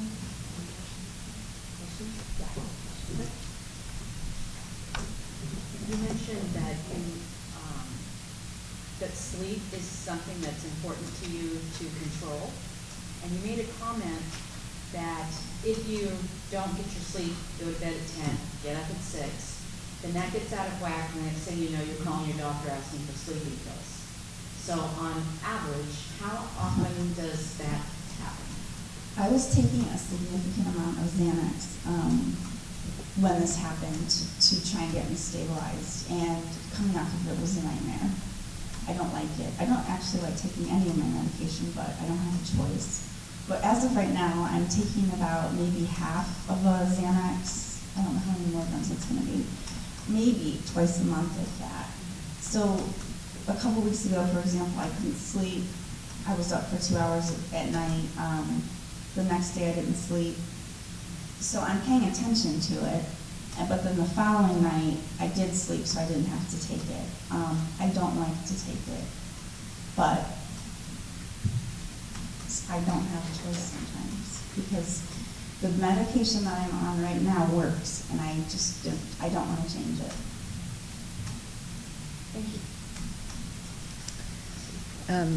Leah Rue, LPCC member. How in the world did you end up working with that population in the first place? I did not want to. I actually was going to quit my job when my supervisor came in and said, we're moving you to juvenile hall. I think I was 29 or something. And I went home and told my husband that I'm not doing it. There's just no way. It's scary.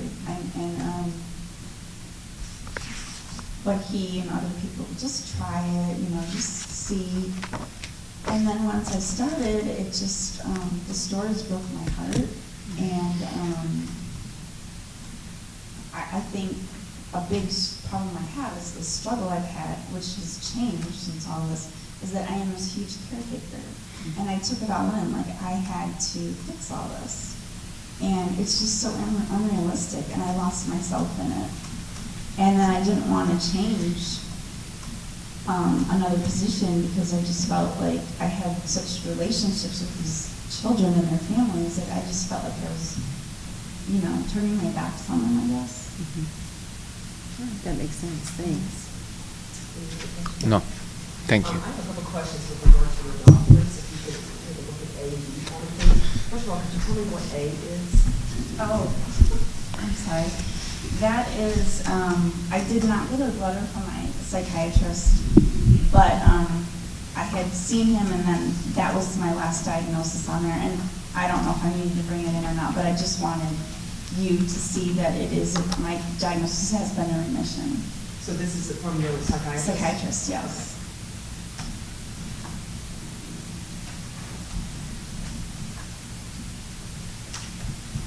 And then with regard to exhibit B's with the certificates of completion that we were talking about earlier, correct? And what are these for?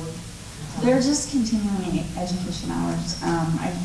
Like I said, I've been out of practice for a while, and a lot of things have changed, and I wanted to familiarize myself with it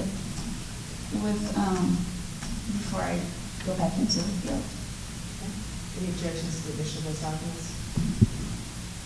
Okay, that's A, you do it later.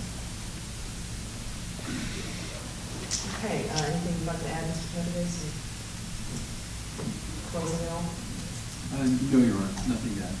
Okay, anything that you would like to add, Ms. Jones? No, I just want to thank you for letting me be here, and hope that I get an opportunity to go back into the field? Well, with that, the matter is submitted and the record is closed, and as I told Bill before, we'll meet today, make a decision, and then in 30 days, I'll draft the decision, and we'll get it sometime thereafter. If you'd like to hold on, we'll have a full report sheet for you in just a moment. Okay, thank you. I'm so Okay, before we break for lunch, could we just go ahead and move on to 5, public comment for items not on the agenda?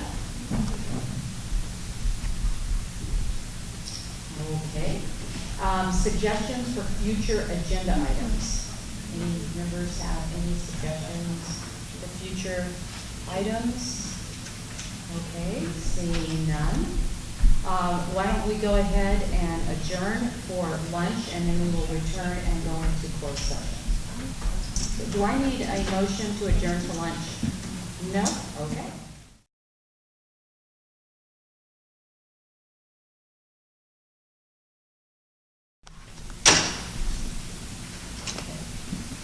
Welcome back to the Board of Behavioral Sciences meeting, November 1st, 2016, at the Marriott Riverside. Oh, today, I'm sorry. November 2nd at the Marriott Riverside at the Convention Center in Riverside, California. We are now going to adjourn into closed session.